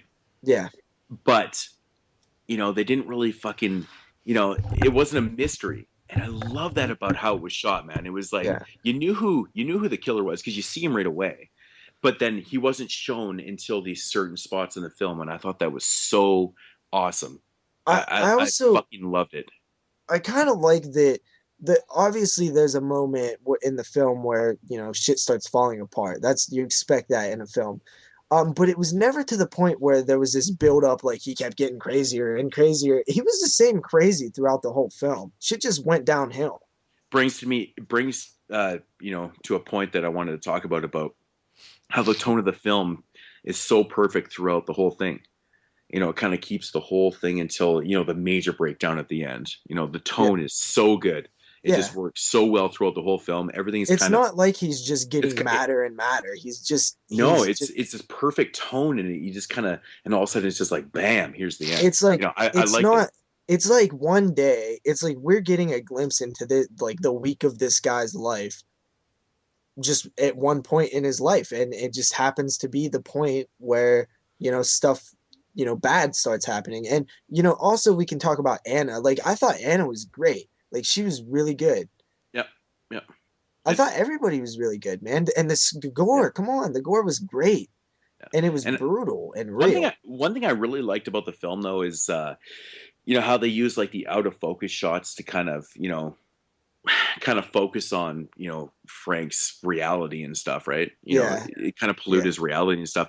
I really like that aspect. I thought that was really kind of cool. I mean, it's kind of a homage to the original one, but just done differently yeah. in And that when sense. he meets that girl, and he's like timid, whatever, and he's just has this like personality about him where like he has this shyness and this the and like I really liked what they did with the mom character, because I was like, yeah, that's this is fucked, man. Hmm, hmm. But it Yeah, wasn't never like over excessive. Like it wasn't to where it felt like it was like out of place or out of context or too much. You know what I mean? hmm, yeah. One thing I really did notice, man. Remember the scene where he's getting off the train in the train station? Did you notice how fucking vibrant and realistic and everything looked in the train I station? Like the love it, colors were dude. I amazing. noticed that in the It looks trailer. Watch so the trailer fucking for it. awesome. But like when Yeah, you watch the movie, it looks so much better because it looks yeah. so realistic and like awesome, and like it just looks Blu-ray looks amazing. fantastic too, It looks so amazing. Yeah. each kill feels like Oh, speaking of the the kills, lead dude. up and the actual kill, and just the you can feel it. Like you can feel like even the first one, the knife through the bottom of the jaw. I mean, this is the first kill. It's not spoiling too much. Like, dude, it was awesome. The one kill or the one scene that really kind of got to me was the Achilles slicing. I thought Yeah, that was which so cool. anytime that's done in any movie, it works. So I don't know why everybody just doesn't have an Achilles slicing in their foot. I mean, you think of like two big ones, Hostel and the other one that I think of is Pet Cemetery. Oh yeah, totally. Both of those have great Achilles slices. Jeremy, Yeah. Yeah, so totally. explain to me why this film didn't make your top 10. Uh, I've been sitting here listening to what you guys have to say about the film. And now he wants to put it into his like top five now. No, I'm not gonna put it in my top five. I'm gonna stand by my word and say I Uh, wasn't blown away with it. I mean, I don't know. I don't know what I could say about it that I didn't like or anything like that, but it just didn't stick with me like the other movies did. We didn't sway you at all. Like we didn't open up your eyes to some like Did I ever a say that little the bit. film is bad? I never said the film was No, bad. I no, never you said did. that. I'm not saying the film isn't good. Not good. I don't know. one thing, It another didn't thing, do it for me. another thing I really liked about the film. Sorry, Jeremy, to cut you off, but Oh, you're all right. I I, wanted to touch on Frank's fucking his paranoia was so believable though too. The way it Yeah, was done, yeah, his paranoia was amazing, and that's another reason why the movie works so well because that's all what it's all about. Like you know, Joe Spinell wrote Maniac, the original film, and it was literally based about his real mom.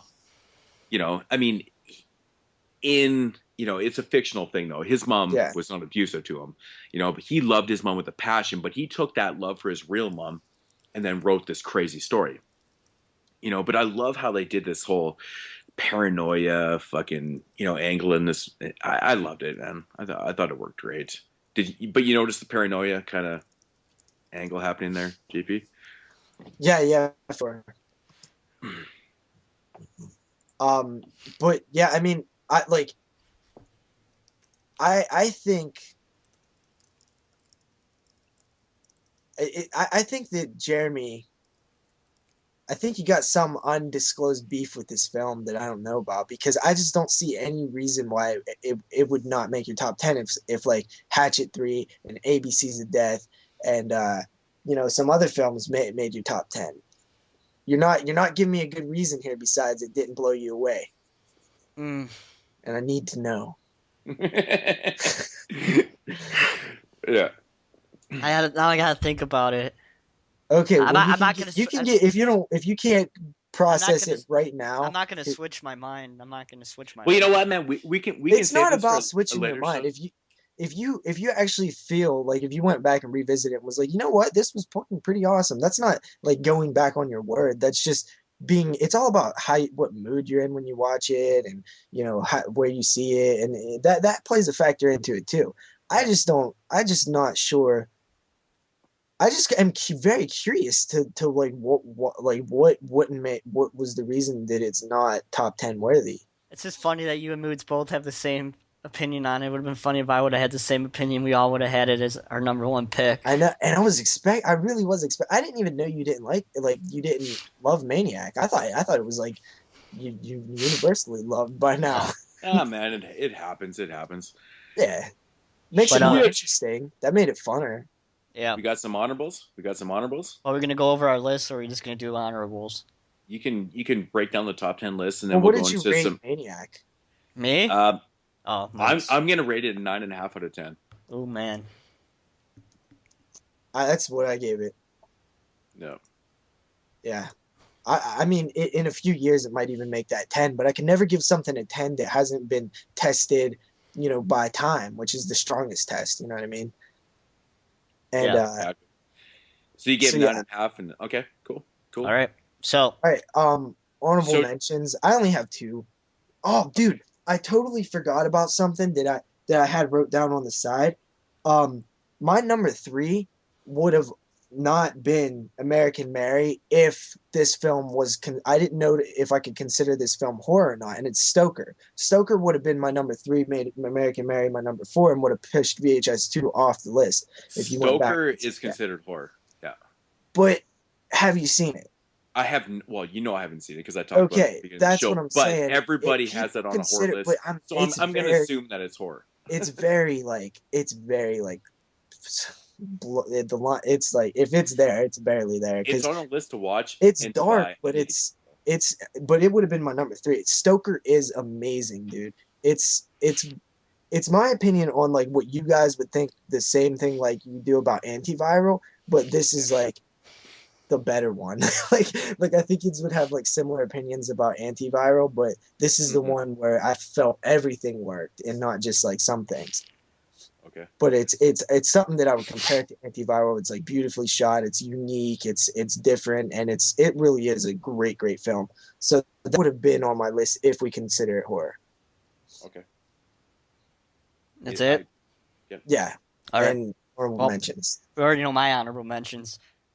Maniac is one of my honorable mentions, of course. Like I said, I've man. the film. And Alice, of course, and Antiviral. But that's about it. You didn't put Antiviral on your list? No, because we already talked about it. I don't want to put it on my list. But I wanted to talk about something else. You missed the concept of a top 10 of the year. I understand my top 10 of the year, JP. I saw the film in 2012. It was on demand in 2012, and that's when I watched it. Okay. You understand what I'm saying? All right. Sorry about that, guys. I guess we reached the max limit of this recorder, so we had to it cut out, so we had to redo it. But no problem. So, what were we talking about? Okay. Antiviral. That was also on my honorable mentions. Probably would have made a top 15 of mine. Another one that just barely missed the top 10 for me was Insidious 2. It would have been 11. I just had to cut one, and I just felt that the other films were stronger. And I'm kind of bummed that I had to cut Insidious 2 because I really did like it. Moodz? Yeah, I mean, honestly, I haven't I haven't seen that shit. So, okay, we're getting into my honorable mentions here? Yeah. Okay, so honorable mentions. I have 5, of course. I always have a shit ton. The first one is don't go to the reunion. Independent film. One more really quick, because you reminded me of one. All the Boys Love Mandy Lane.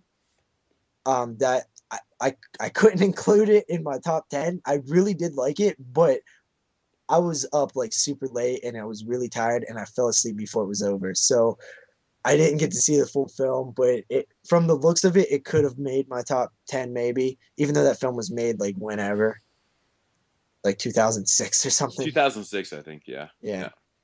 So yeah, Don't Go to the Reunion is a independent film. It's kind of playing homage to like 80s slashers and with a twist of the 90s. If you know what I'm saying. I do recommend it. It's fucking fun. I've talked about this shit before.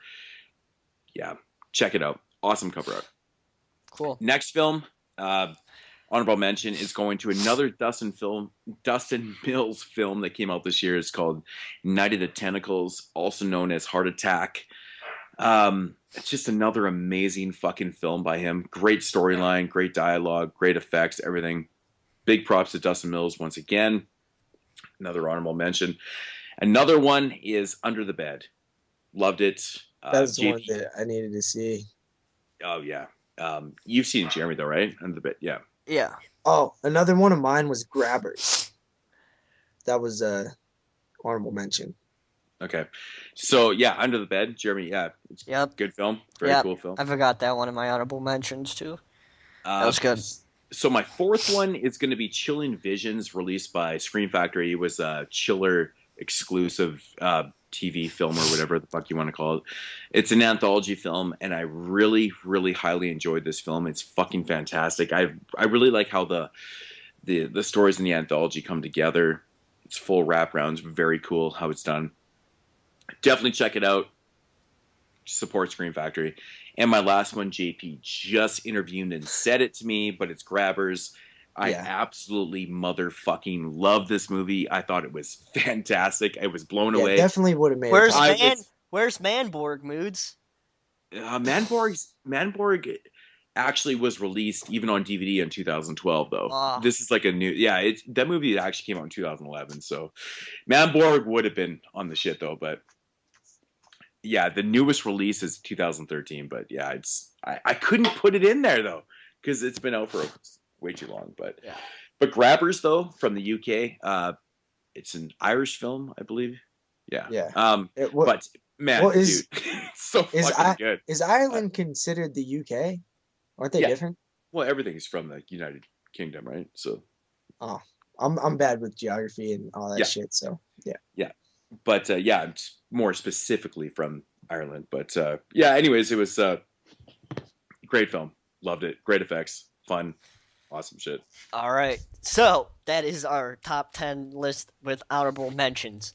So we're now Oh, gonna. really quickly, what did you guys think that you said that you was really surprised that American Mary and Lords of Salem were so high on my list? What would you have thought was there? Like, I'm kind of curious about that. I don't know. Uh, I don't know I what you've watched and what you haven't watched. honestly, dude, I thought that you VHS two would have been higher just because you had so much love for the first one, and I Yeah, personally thought it was so strong. I mean, that's if to answer your question, I think VHS two I thought would have been higher. yeah, that's what I was Yeah. thinking. It you thought. So yeah, go ahead, Jeremy.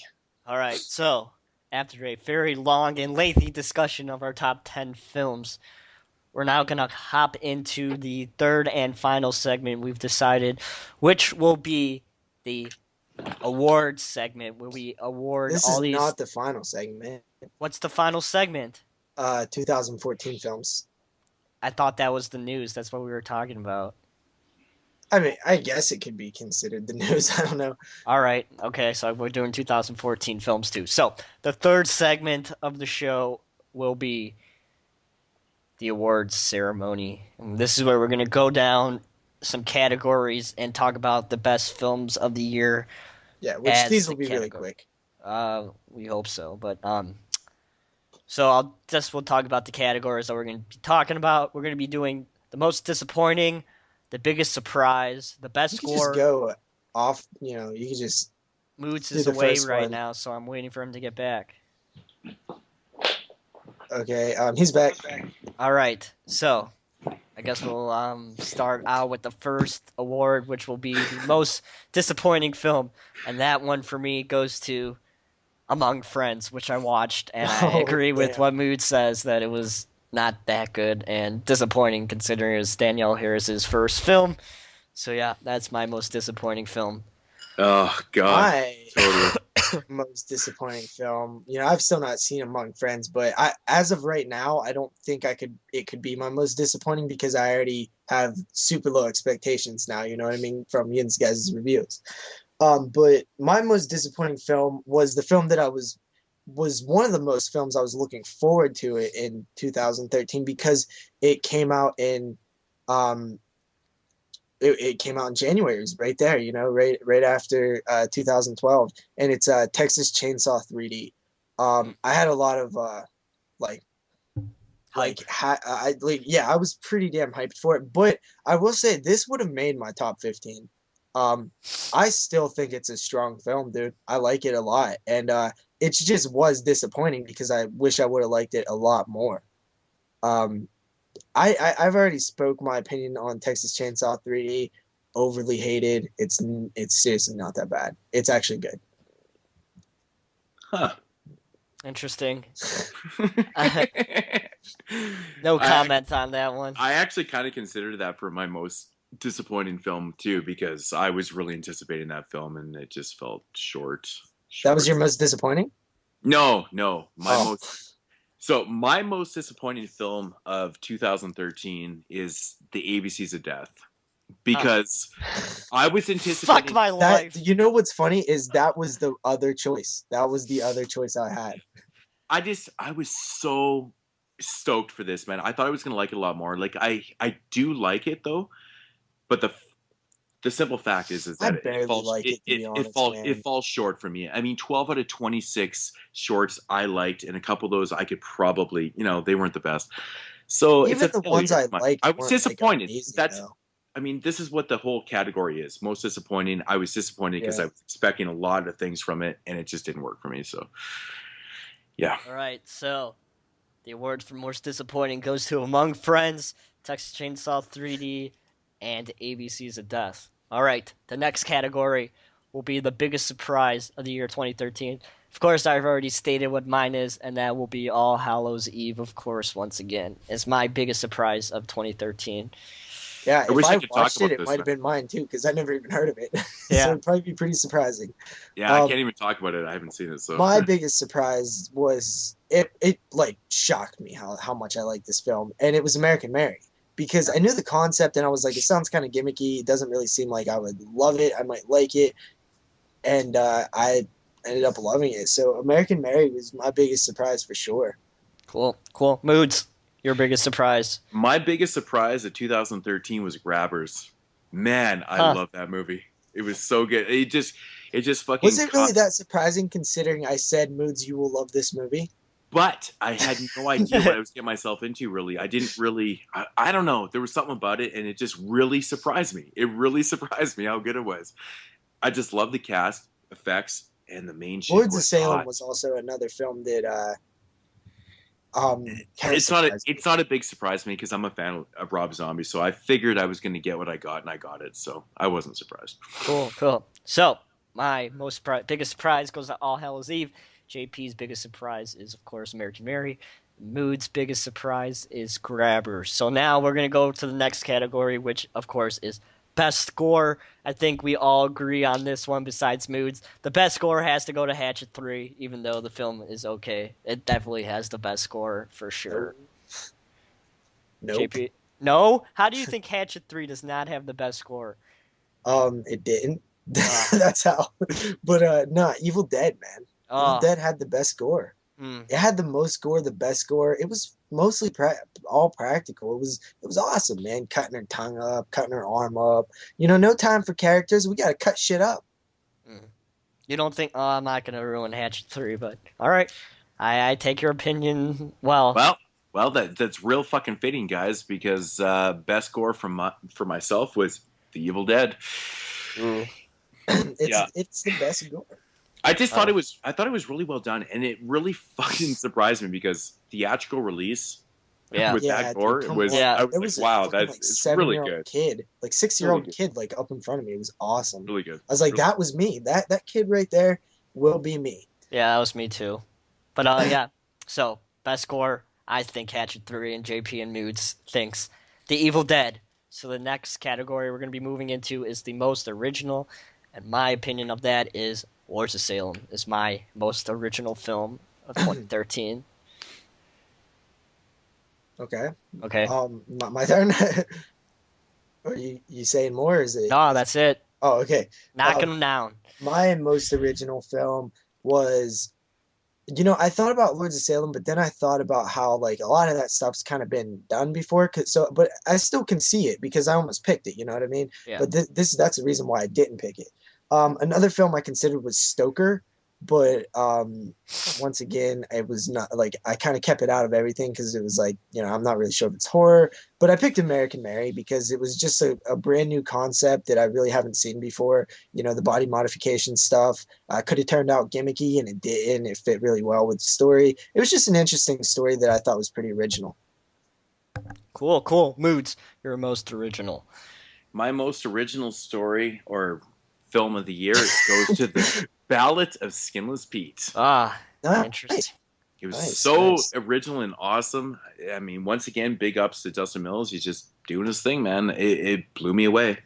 It's Cool. original and it's fun. So, What did Cool. you think about American Mary and Lords of Salem?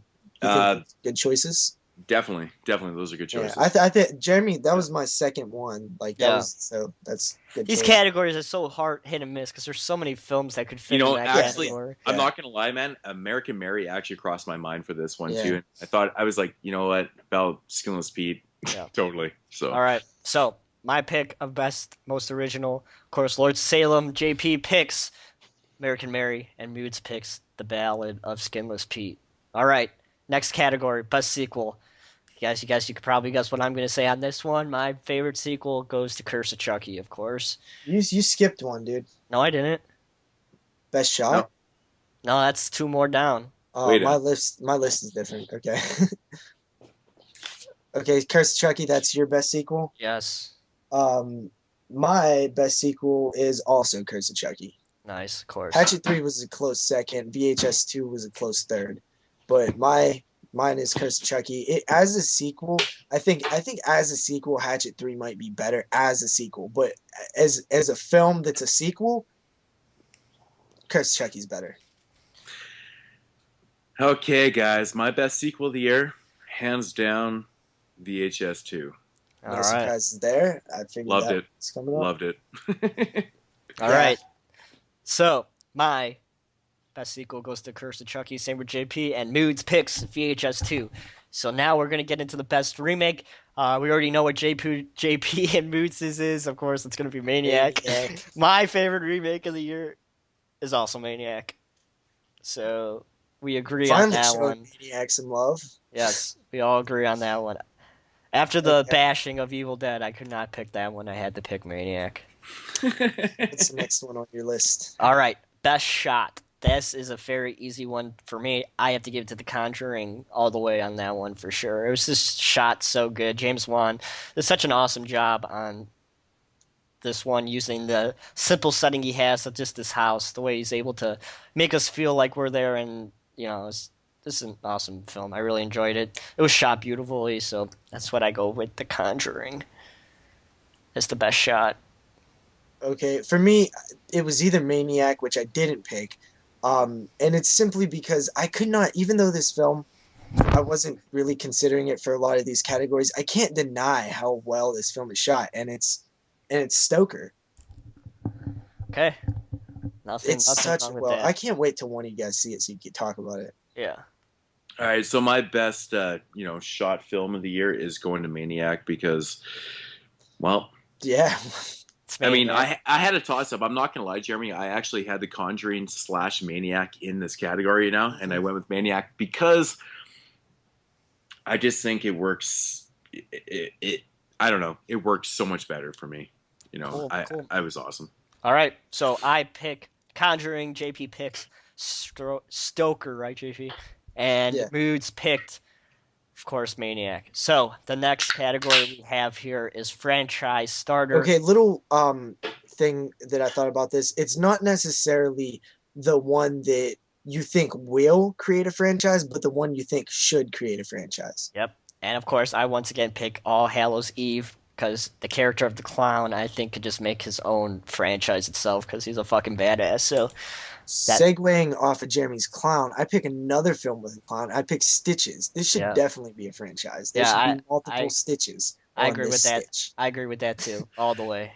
Ah, shit, man, you stole my fucking Stitches for sure for a franchise. Cool. 100%. Yeah. I'm totally okay with that. So Yeah.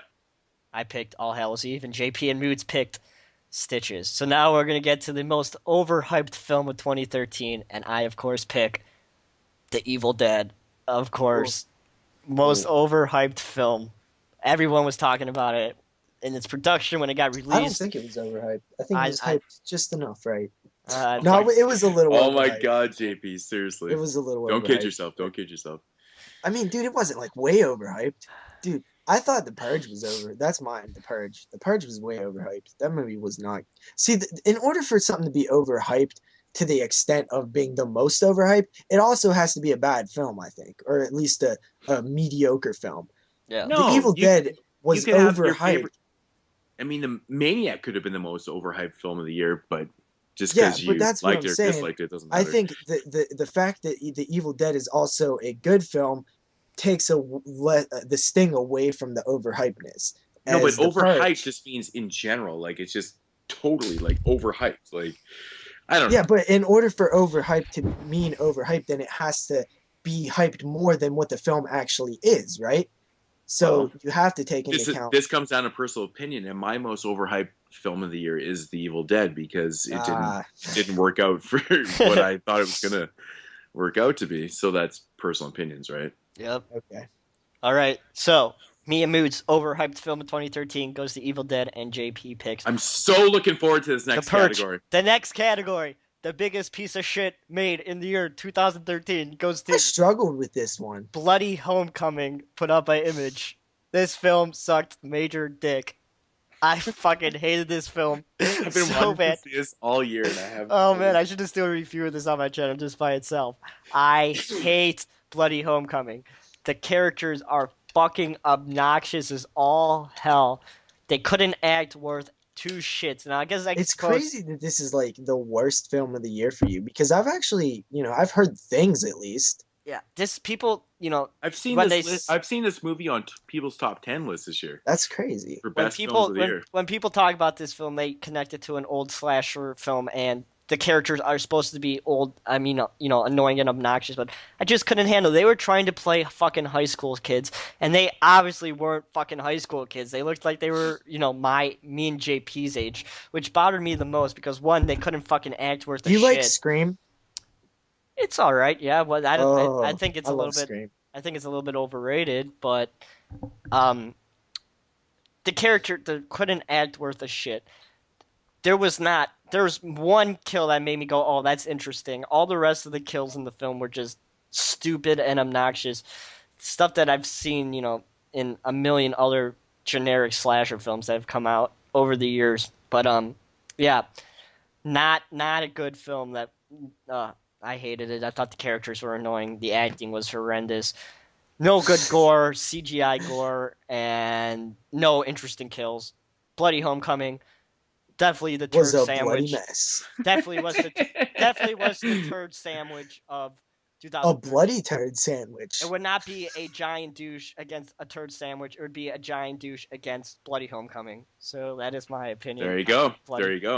All piece right. of shit film. Stay away. My worst film of the year, I had to travel way back in the year, and this film was actually released in 2012 on TV, but didn't hit DVD until 2013. And it's called Lake Placid 4: The Final Chapter. Honestly, it was just the worst film I've seen this year. It's I just showed this in an update today, actually, but I haven't watched it yet, of course. I mean, it's dude, it's fucking Lake Placid 4, a made for Sci-Fi Channel TV movie. I mean, Oh, it's like of course. it's gonna Yeah. be a bad movie. Makes Like sense. you know that. I kind of liked it, but it was still the worst film I've seen this year, I think. Hmm. All right, Moods. What is your And first? people who are up- putting Texas Chainsaw on their worst horror film of 2013, what? What? The worst film? At least it's like competent and like it's an actual film. Like you can't say that about a lot of things that come out. Yeah, I agree. Moods. Yeah. What is your worst film of 2013? My worst film of 2013 is the most beloved mainstream fucking film that seems to be getting a lot of good, ratings and praise. Hard Bodies. Warm Bodies? I mean, Warm Bodies. Did I say Hard Bodies? Yeah. Oh, It's like, what the fuck is Hard what are you Bodies? thinking about? I'm thinking fucking porno or something. Yeah, Warm Bodies. I don't know why I said that, man. This is so fucking bizarre. But yeah, Warm Bodies. Oh man. Oh man. What do I say? You know what, man? Though, is it really the worst film you've seen this year? Like the It- worst? Like it's a I'm gonna like- break it down. I'm gonna break it Mad down. to Puppet the fact- Death even liked this one. I have no idea if, I'm gonna break Lori it down. even liked it. I hated this movie because it was so cheesy bad. It was like, I love cheesy films, but this movie was just it was bad. what's I the mean, plot? for Like, me, the basic this. dude, there is fucking this zombie. It's basically the movie's about this. It's from the zombie's perspective, right? So it's narrated by the zombie. That never works for me. That's been This done before. zombie, That does not work for me. this particular zombie Except for eats VHS 2. this one girlfriend's boyfriend, and he gets his like memories and stuff like that from the boyfriend, and then he kind of kidnaps the girlfriend, and he lives on like this abandoned plane and shit like that, and then they become like buddies, and then like all of a sudden their love starts spreading to like these other zombies, and it becomes like, oh my god, dude. I can't even fucking. It's so bad. I hated it so much. I'll take your word for it. It's the worst zombie film I think I've ever seen in my life, man. Wow, I mean, dude, no, Children of the Living Dead. Storyline wise, That one sucks. Okay. storyline wise. This shit was so fucking cheesy. It's so mainstream. It is bad. It's bad. I was just appalled by it. Even my wife read the fucking synopsis on the back and she goes, I'm not watching that shit. I was like, and then I watched it like by myself a couple nights later and I was like, okay, you are so fucking right. That shit was horrible. All right. Okay. I hated it, man. It was terrible. It was absolutely terrible. Okay. So my worst film of 2013 goes to the piece of shit Bloody Homecoming. JP's is Lake Placid, right? Is that how you pronounce it? Lake Placid 4. Get it 4. right. The fourth one. And Lake Moodz Placid. picks. Return to the lake for the fourth time. And Moodz The picks final chapter, though. Warm bodies. Warm Which Bodies. we will find out later that it's actually not the final chapter. Surprise, surprise. All right. Best indie film. So this was hard choosing the best independent film of the year, but I'm going to give it to my buddy Anthony Cooney's short film Leaf Blower Massacre, which was shot here in Chicago.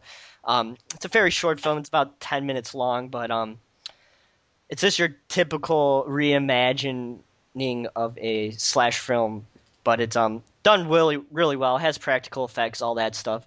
Like I said, it's really short. If you guys want to hear about it, just Google Leaf Blower Massacre. He's more than happy to send out copies and stuff like that. What is up with all these like short films and like indie films being like some massacre with something that normally wouldn't massacre stuff, like like Rake Massacre or Rake Massacre.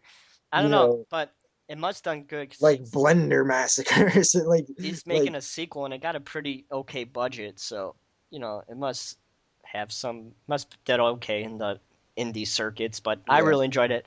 Mr. Parker talked about it a little bit, so if you guys want to know more about it, you could go check over his channel. But nice. it's pretty interesting little short. Dude has the best opinions on films, man. Yeah. I like his reviews. Yeah.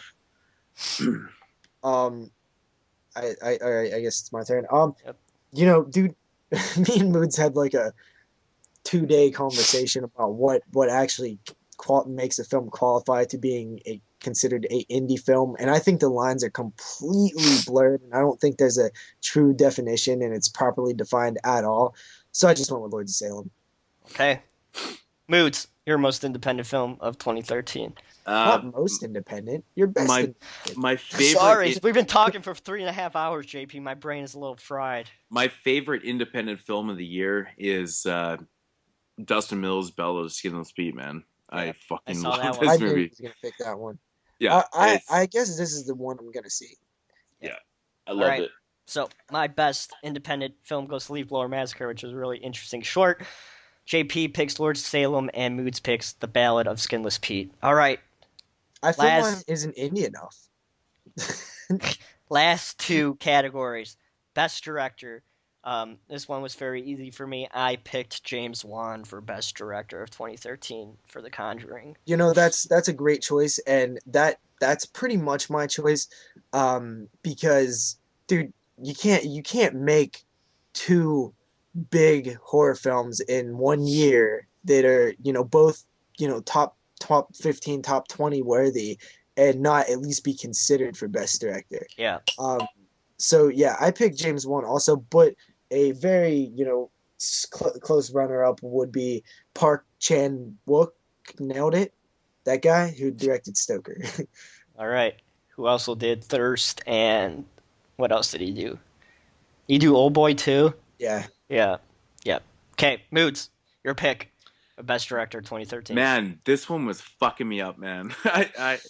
I could not pick, man. It was driving me nuts, dude. It was like the dude that directed Maniac, I thought did a great job. I can't remember his fucking name right now. Must not be that relevant. No, but it's because I didn't write it down. But no, he did a great job with Maniac. I thought the direction of that film was awesome. But I thought, honestly, the best directed film of the year was done by Rob Zombie.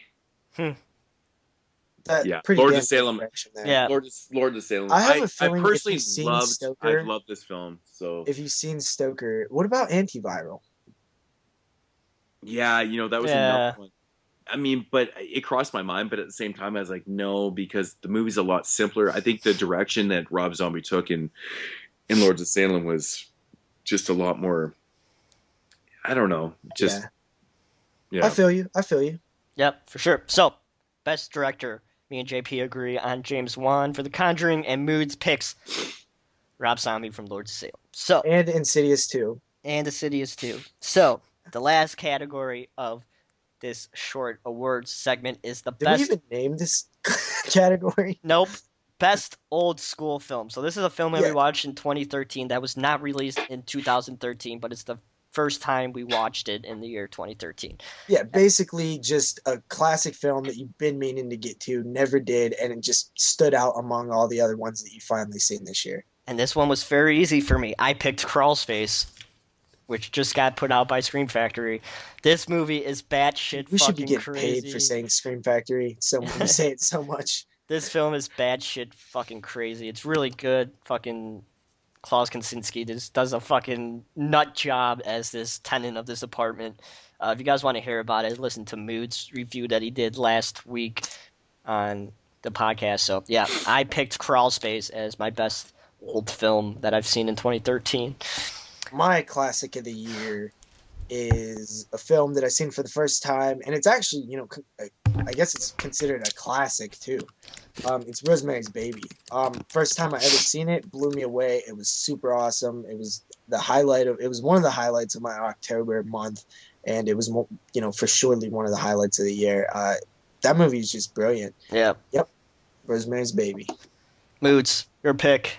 I was having a hard time with this one because Because he watches everything under the sun I've Yeah. for seen that everything, year, every year. and it kind of sucked, but I was thinking, man, Possession, but I've seen Possession before. It topped off my 52 or my 81 series, but I've seen the film before, so I was like, well, it was kind of and I thought about it for a while, and I was like, you know what? I've never seen Day of the Animals before.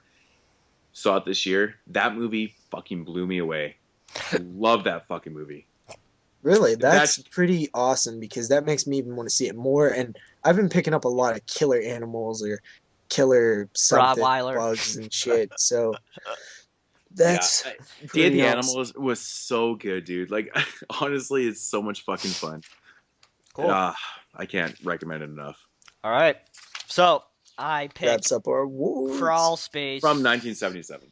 and JP picks. Fuck, I forgot. Oh, A Rosemary's Baby. It's And like from Moods 1960 something. and Moods picked Day of the Animals. So 1977. gonna wrap up this long 2013 overview show with stuff to look forward to in 2014 movie wise, and now we're gonna pass it over to JP with the movies that are coming out in 2014. So go ahead, JP. Thank you very much. And I was gonna do this like simple, like top 10 or top 5 or something films I'm looking forward to, but I got really lazy after it took me 2 hours to find all these films. So I'm just gonna run through a list, tell you a little bit about each one, and I just want to hear if you guys are interested, not interested, or just really don't care, whatever. So the first film is one that I figured it always reminds me of Tat anytime I hear this word, and it's called Megafoot. That's not the word, but the tagline is "It's bigger than big, it's Megafoot," and it's a highly classified experiment accidentally unleashes a top secret killing machine known as Megafoot, part cyborg, part Bigfoot, all pair. It sounds. Sorry, it sounds so ridiculous. Sounds like a sci-fi 2014 movie. sounds like a pretty damn awesome year, ain't What it? a way to kick it off. I know, That's right? That's funny. Yeah, so obviously this sounds like a Asylum style sci-fi type of film. Picture Sci-fi of the channel year type winner of film. for sure. I'm Yeah. calling it right now.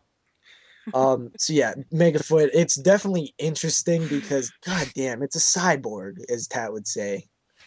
So yeah, then we move on to The Woman in Black, Angel of Death. The status of this film is actually filming right now, so it probably should be done by the end of 2014.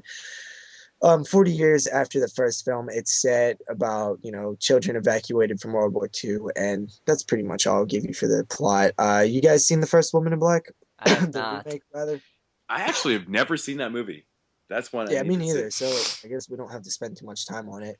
But the guy does want to make like four of them or something. So Really? next up is actually one of the films that would make my top 10 looking forward to of 2014, and that's The Sacrament by Ty West. It's Nice. Me too. He's writing and directing it, produced by Eli Roth, put out by Magnet Releasing, has a May 1st, Ty 2014 West, release date. boo. What are you, Um, Tat now or something? Jesus. That's exactly what I was doing.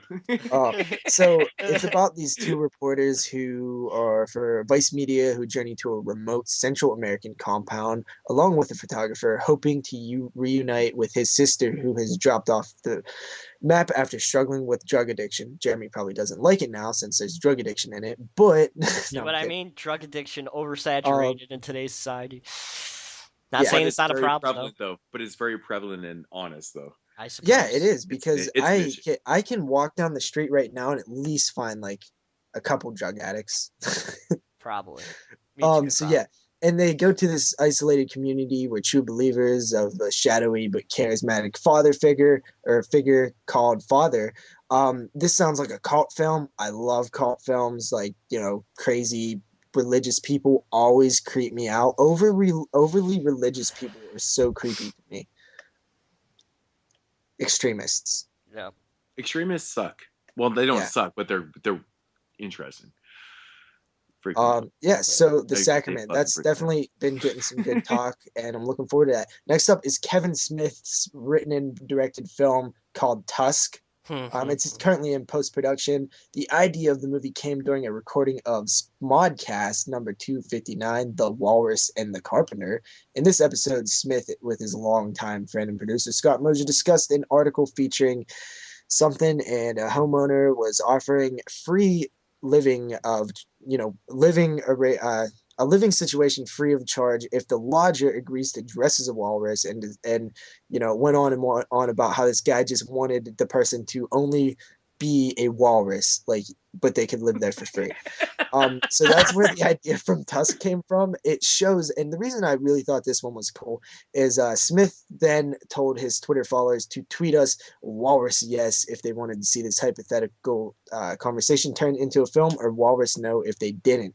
And it just goes to show what a powerhouse social media is. And if you really want something to be done or not done, take to social media and yell about it. And if you guys like podcasts, definitely go listen to some of Kevin Smith's stuff because he does some Yeah, pretty. he's really funny. If you And want to listen to Jay and Silent Bob Gets Old, it's pretty much Kevin Smith and Jason Mewes shitting the breeze about the olden days, about fucking chicks and stuff. It's really really fucking entertaining and really funny. So if you guys Yeah, want some good it's a listens, great podcast. definitely go listen to Jay yeah, and Silent Bob and the Gets Old. Tusk is already finished, so it'll hit sooner than later. Um, and then we have The Dead 2 India. Now, The Dead was a film from 2010, zombie film, slow zombies, pretty cool actually. I really enjoyed that one, and The Dead 2 could be pretty cool. But I did see a trailer a while back, and it didn't blow me away. So I'm still kind of, I'll see it, but I'm not like super excited or whatever. For sure.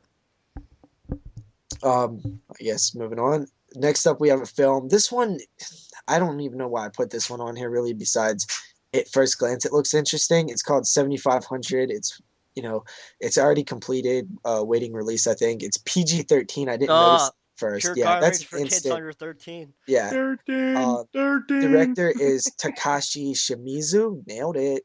He's the guy who directed The Grudge, and Scout Taylor Compton is in it. It's about a bunch of passengers on a plane with a ghost. The reason I thought it was interesting at first is because it's on a plane. I love movies set, in one location and stuff. But Like PG-13 Flight of the ghost, fucking Living Dead or whatever. yeah, PG-13 ghost stuff really doesn't work unless I it's worked in Sin done by like Cities. James Wan. Yeah. Yeah. Next up is one that I'm actually really looking forward to. It's the Theater Bazaar 2, Grand Oh, Gun nice. Gognal or something. This one follows the, same format basically, but this time I think they're using all French directors, which I thought was an interesting. Yeah, they are using all French directors. People that have done like the best French films, pretty much horror films of recent years, are involved. I think the guy who did Inside or something. Um, The Theater Bazaar, the first one, I actually really liked. It made my top 10 of last year, 2012. Just Um, showed that in an update today. I need to check that out. I just you still finally haven't picked it seen up. that? No, It's cool. I There's a just pulling picked it up. I apart. haven't gotten around to seeing it. So Cool. Um, Lake Placid versus Anaconda. Didn't you Let just me. say they're done making these fucking movies? No, I said they're not. The last one Oh. was called Final Chapter, but let me oh, just I joked tell about you, that in my video today when I showed part 4. I said, you know what? They're probably not done with this. dude, dude, it's called Lake Placid versus Anaconda. Does anybody realize Are how you fucking stupid that serious? sounds? You're telling me it's called No Lake way. Placid is a And lake. this is starring Ice Cube too, though, right? Please tell me. Maybe like Vanilla Ice. Oh, come on, man. Anaconda, bring him back. Bring him back. It's old school. Yeah, but dude, come on. I mean, this is obviously going to be like sci-fi garbage fun, maybe, but Sharknado. I mean, dude, it's funny that it's called Lake Placid versus Anaconda. I hope that's a working title. But then again, it would totally fit if it wasn't. Yeah, it would not surprise me if that was the title. Yeah. So next up we have this is just announced. I doubt it'll actually hit in 2014 because there's like no movement on actual production yet, but it has been announced. That's Trick or Treat 2, one of the films that I've been wanting since the first one came out, and it just blew my mind that there was no sequel ever. And I'm super excited for this whenever it hits, but I doubt it'll hit in 2015. Oh my god, I'm so Yeah, I'm hyped for that too. I gotta say, man, I'm really stoked for Trick or Treat 2, but at the same time, I'm super fucking scared about it because I mean, honestly, it's elevated to my favorite anthology of all time. So a sequel to it, I'm like, oh my god, oh my god. I mean, Creepshow was always my favorite anthology growing up, and then the sequel came out, and I was like, oh yeah.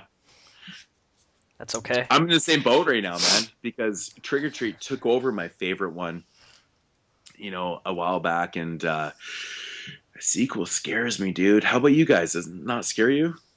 It does make me a little worried, but Yeah. man, it's done by the same people. I don't know, man. I have to have faith in it. I have to. Yeah, I But it mean, does scare me a little bit, I though. will have faith, but it's I the mean, same feeling you had with the Maniac remake. You just gotta maybe you'll be No, blown that away was even from it. worse because you kind of expect that one to not be good. It initially. I just assumed the worst, but It's like to me, it's kind of the same as anytime they announce a new Friday the 13th. Like I get super nervous because I'm like, I want it to be so good, but I have a feeling it's not going to be. mm. You mean every Um, Friday the 13th after Friday the 13th, final chapter? Dude, Part 5 is like one of my all-time favorites. Shut up. Really? Yeah, dude, Part 5 rocks. Actually, 6 is in my top like Part three. yeah, part Part 6 is like in my top two probably. Um, and part 5, I love Part 5. It's in my top 5. Um, but that's a story for another day. And Yeah, Next up we have Wolf Creek 2. Uh, this film is already completed. It's set to hit theaters in Australia next month. Once again, you're following the crazy Mick Taylor guy, and it's probably going to be pretty crazy, pretty fun. And, I'm looking forward to that one. I talked about Wolf Creek a few weeks ago on the podcast, so I'm definitely looking forward to that one. There's actually a trailer out. I haven't watched it yet, though. Then after that, we have Sharknado 2. Actually, the official title is Sharknado 2, the second one.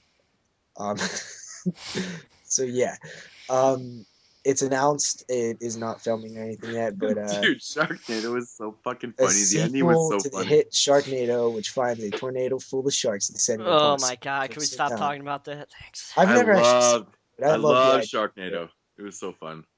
Next up, we have See No Evil 2. This is in post-production currently, directed by the Soska sisters, a sequel that revives the nightmare of Jacob Goodnight, or whatever the hell his name is. Daniel Harris, what's her name? Catherine Isabel. I mean, is it odd to anybody else that this definitely has more hype than the first film? And like, it's so funny that this is a sequel. Like, because nobody cares about the first film. I think this movie is going to be like a fucking. It's going to be Knockout hit. classified as a sequel, but it's going to feel like an original film, though. I think that's what's going to happen. Honestly, from what I hear, I think it's going to be pretty sequelish. Like, I think it's going to be like Well, like the actual. what's the story though? I don't get it. It's the Blackwell Hotel that was in the first one. Yeah, They're doing the same thing, like but um what's the story with the killer and stuff medical though? students, Kane, man, Kane fucks people up. a group of medical students fight to survive from the deranged psychopath once he tries to pick them apart one by one. So Kane's he gonna comes fuck back from the people up. first There you one then, go. or I what? don't even remember. Does anybody even remember the first one? I Like I saw it in barely remember theaters it, back man. in the day. I have no idea. I don't remember. I mean, it's a very forgettable, mediocre name. I was beating around the bush. I can't 2000 remember it either. I own that fucking piece of shit too. So And do I, I. But I mean, isn't it funny that this film is like way more interesting than the first one was when it was like when they was making the first one? Got some like good I said, people. man, it's gonna feel like a fucking new movie. Yeah, I know. Not a sequel. After that we have Poltergeist the remake, 2004. Oh Jesus! This is currently filming from what I understand. And Oh, honestly, I really just don't get this one. no, don't do What that. can you really do to improve the Poltergeist film? Like, PG awesomeness. What is this one gonna be? R? How the fucking original is PG? Get out of here. Poltergeist remake? yeah, I believe this is being I produced by Sam Raimi, I if I'm not don't mistaken. I don't get it. Well, I mean, are we gonna go? Are we gonna go fucking straight? Did you say PG-13? No, the original Well, the original Poltergeist is one was. PG. Oh, I No, thought you said again. it's So PG. It's not Yeah, PG. that was before PG-13 basically, what they existed. can do right now, Sam Raimi takes it to, the Evil Dead remake kind of style. You fucking make that shit real gory, make it a totally different type of hard hitting film. I mean, if you want to get that fucking old audience that saw that shit in the original, Yeah, you got to fucking do something fucked up. you got to do something You got different, to man. go. You got to Don't do go, something don't go, hardcore with the don't go clown. with some fucking stupid ass fucking PG Yeah, but fucking who's gonna bullshit. play fucking Make this shit better. Just, I mean, not better than the original, but just make it. Yeah, just yeah. make That's it the, you know what, nowadays. dude? That is the perfect advice. Just make it better. That's the greatest advice ever, dude. You know what I'm saying, man? I meant make it. No, but that's different. great advice. I who's mean, gonna play Carol just Ann make it though? better. Poltergeist. No one's gonna Make be that able shit to. kind of fucked up, though. Yeah, I Man. think Moodz is on to something. I think you just take it and make All it I'm fucked up. Like make the clown like molest one of the kids or all I'm something. saying is that I'm Poltergeist kidding. is a I'm hard totally movie to kidding. remake because it was so fucking good. Poltergeist is an amazing film, but if you want to do something that's going to stick out, you have to make it appeal to Yeah, us now. yeah. Make it gory. Honestly, dude, not make a PG-13. Make it an 18A film. this Make that is like shit. a film that I have like zero interest in as of right now. Like completely zero. Like I don't even. The Like director of City of Embers is directing it. I That should love tell you the something. I first. don't have any. Like I ambitions mean, to do it. the first Poltergeist is a classic and shit. But honestly, it's not one that I jump to when I want to watch something in that genre. I haven't watched it in a long time because Yeah. So yeah, next up we have the Human Centipede 3 final sequence due out April 2014. It's in Are they post-production. making a million person fucking centipede now? I don't know, dude. I didn't Million even. people? I still haven't even watched the second one. I started watching it and didn't like it. I actually like the second one more than the first one, to be honest. But that's just Yeah, me. I know that yeah. I'm in the majority on that one, but I thought the second one was so Gross. fucking dirty, just man. thought It was just dirty. I And So it need was to gross. watch black it and so I white. can It was actually dirty. It was fucked up, man. I enjoyed the second one more. I need than to the watch first it one. so I can give a like proper review of it. But from what I seen, it just felt like all the like artistic, filmmaking, like the actual filmmaking was like kind of gone, and it was more about just shocking the audience. And I don't really like that stuff when they do For what, that. the second Forget one? about filmmaking. Yeah, like the first one, I really really liked. I thought it was a great film. Yeah, I thought the opposite actually. I thought maybe, I mean, the black and white thing is kind of a gimmick, though. It is definitely a gimmick for the Yeah, second one. I But didn't really. I'll have to give it a watch in action because I only seen like a little bit I don't of know. it. I found some of the shit that was in the second one was so much more brutal and just kind of, it was kind of, oh wow. Like I don't want to give anything away, but wow. Next up, we have Dead Snow Red versus Dead. This is due out January or February 14th, 2014. Derek Mears is in it. It's a Dead follow Snow? up to the first one. Yeah, Dead Snow 2. I'm looking forward to it. This is an American sequel or remake, No, I think it's done by the same guy. and Derek It's Mears is in it. Dead So Snow 2, dude. It's not a remake. It's a sequel. Okay. Well, that I It was when follows you the first film. when you said that there was fucking really there's going to be a sequel to this. Yeah, it's done. Interesting. It's already like out. It comes out like next month. There's a trailer. I don't watch trailers, dude. Yeah, I don't. I'm I like, try to stay I away didn't from watch now it either, because but of I'm just what saying has it was happened. a trailer. Yeah, it follows the first one. It's like if the worst day of your life consisted of accidentally killing your girlfriend with an axe, chainsawing your own arm off, and watching in horror as your closest friend was devoured by a zombified Nazi battalion, you'd assume things couldn't get much worse. In Martin's case, this was only the beginning. So it's an actual sequel. So how is the sequel working from the first one then? I don't get it. I don't know, dude. It's sequelitis. They always figure it out. Yeah, totally, totally. I mean, personally, man, I fucking love the first Dude, Dead dude, Zone. if you watch any Friday the 13th documentary, it's like how are we gonna bring Jason back? We'll figure it out once we start filming, you know. I guess that makes sense, right? But next up we have Cabin Fever Patient Zero.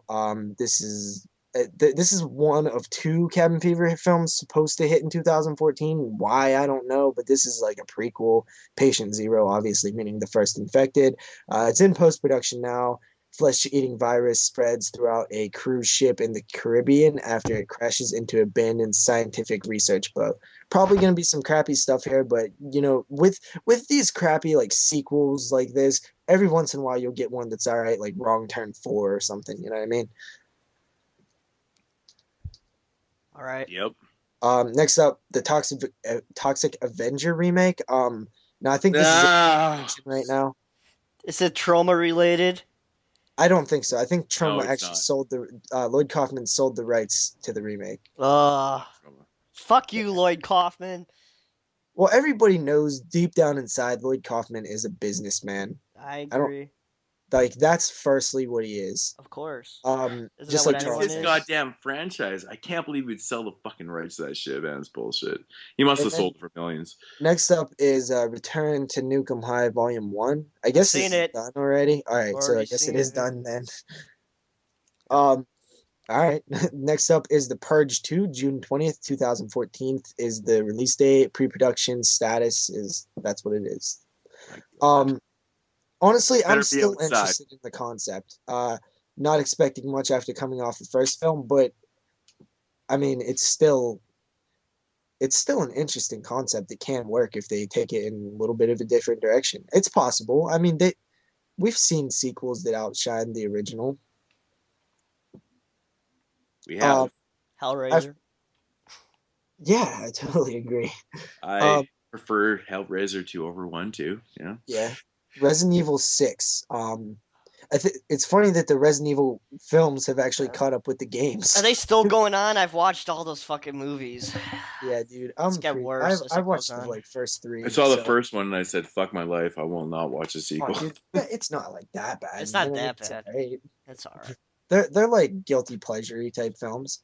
Yeah. After that we have Yeah. Paranormal Activity 5. This comes Didn't out one just October. fucking come out? Jesus That's fucking. that's the Latino spinoff. I don't give a fuck what it is. It has paranormal activity in the name.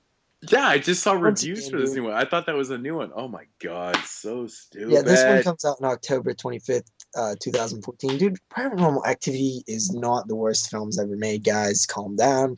I think you need to give them a fair another chance, and they're pretty fun, man. I'll be honest, I like them. But well, I only seen the first two, but I like the first two. After that, we have the film that I'm absolutely most looking forward to, and that is The Green Inferno. Comes out September 5th, 2014.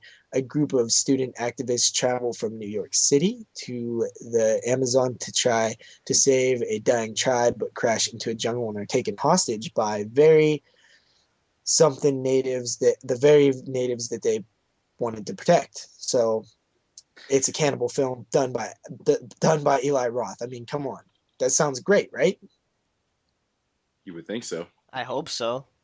Yeah, I've heard good things already from the festival circuit. I don't know. So I'm worried, man. He's a little rusty. yeah, but dude, you know what? He did his first film was Cabin Fever. I mean, come on. I mean, No, he didn't need much like practice. Like I think he just has talent. yeah, but I don't know, man. We'll see. We'll see. All We'll right. see what I, happens. I'm Still, I'm expecting. See, I don't want to get my hopes up on this. That's the Yeah, thing. good point. Good point. But I mean, I really like Eli Roth, and I'm just happy to see him return to like filmmaking in general. um, After that, we have The Town, the dreaded Sundown remake. This is, I guess, what? it's completed. It's already filmed, Oh my waiting on Jesus! distribution. I didn't even hear about that one. Oh Yeah, But my. it's kind of been I also did hear that they're going to take a full serious support approach to it, so that might work. a full A what? serious approach. Well, I actually heard that it's going to be like meta is like the word they used. What the fuck is meta?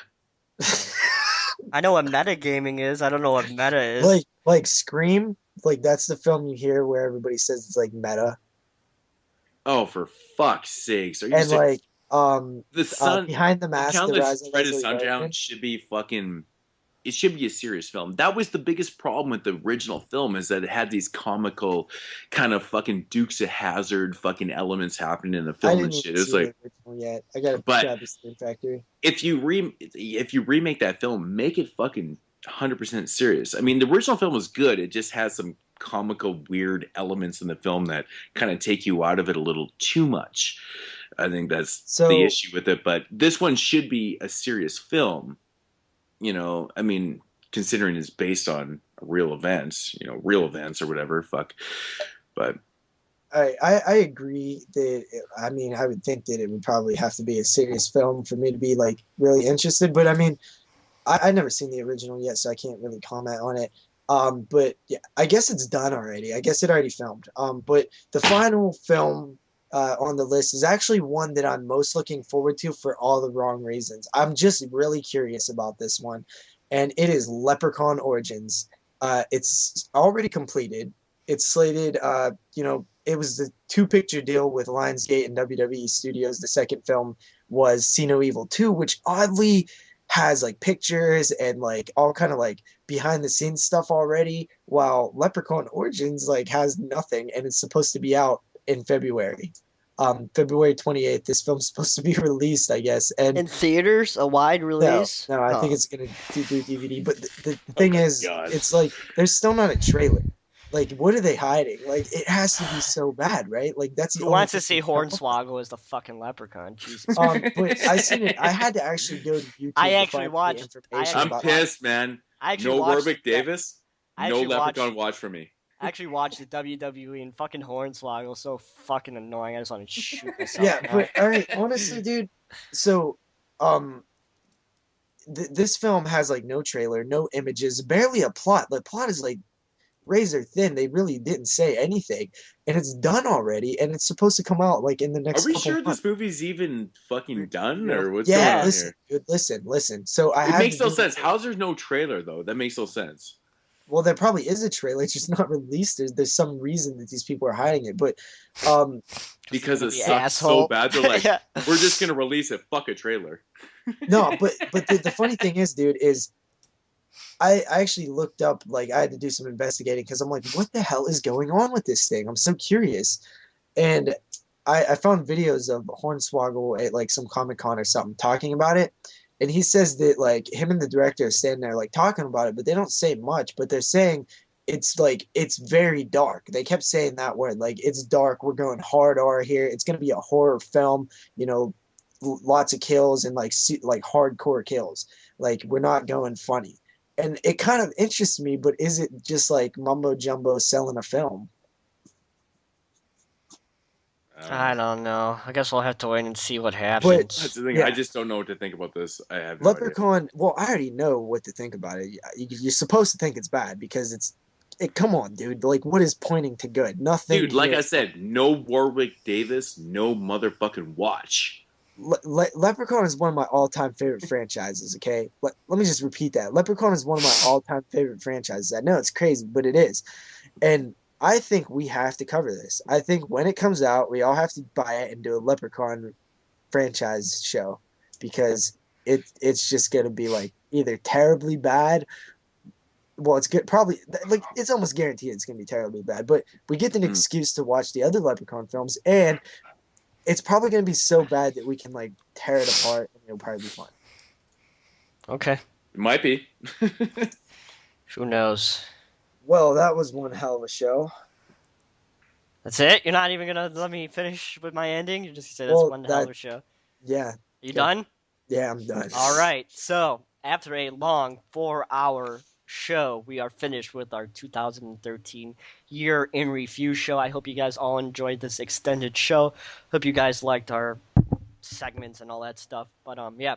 If you want to follow me on YouTube, you can do so at youtube.com/NESRuler22. If you want to follow JP on his channel, you can do so at youtube.com/DoubleShotJ. And if you want to follow Moodz on his channel, you can do so at youtube.com/Moodz616. So next week, we're going to be coming and doing one of my favorite films of the 2000s, and that is Hobo with the Shotgun. So we're looking forward to be doing that, and then we'll be jumping into Dark Knight of the Scarecrow the week after that, and then we probably will be doing the Phantasm series overview the week after that. So we got a full slate for you guys. What's so funny? Nothing. What Go ahead. what's funny? Go ahead. It's funny because every time we announce like multiple weeks in advance, it always fucks up. Well, that's our plan. We're planning to do those, so we're gonna see what happens. But thanks again, everybody, for watching. And we shall talk to you guys again next Saturday night with the 22 shots of Moods and Horror Pod. Except for we Seriously, upload on Mondays. if you guys fucking listen to this entire show, mad props Yeah, from the mad motherfucking props. MO below D to the Z. You know what I'm saying? That was a 4-hour show. So Nailed it. thanks everybody again, and we shall talk to you guys soon. Peace out. Peace.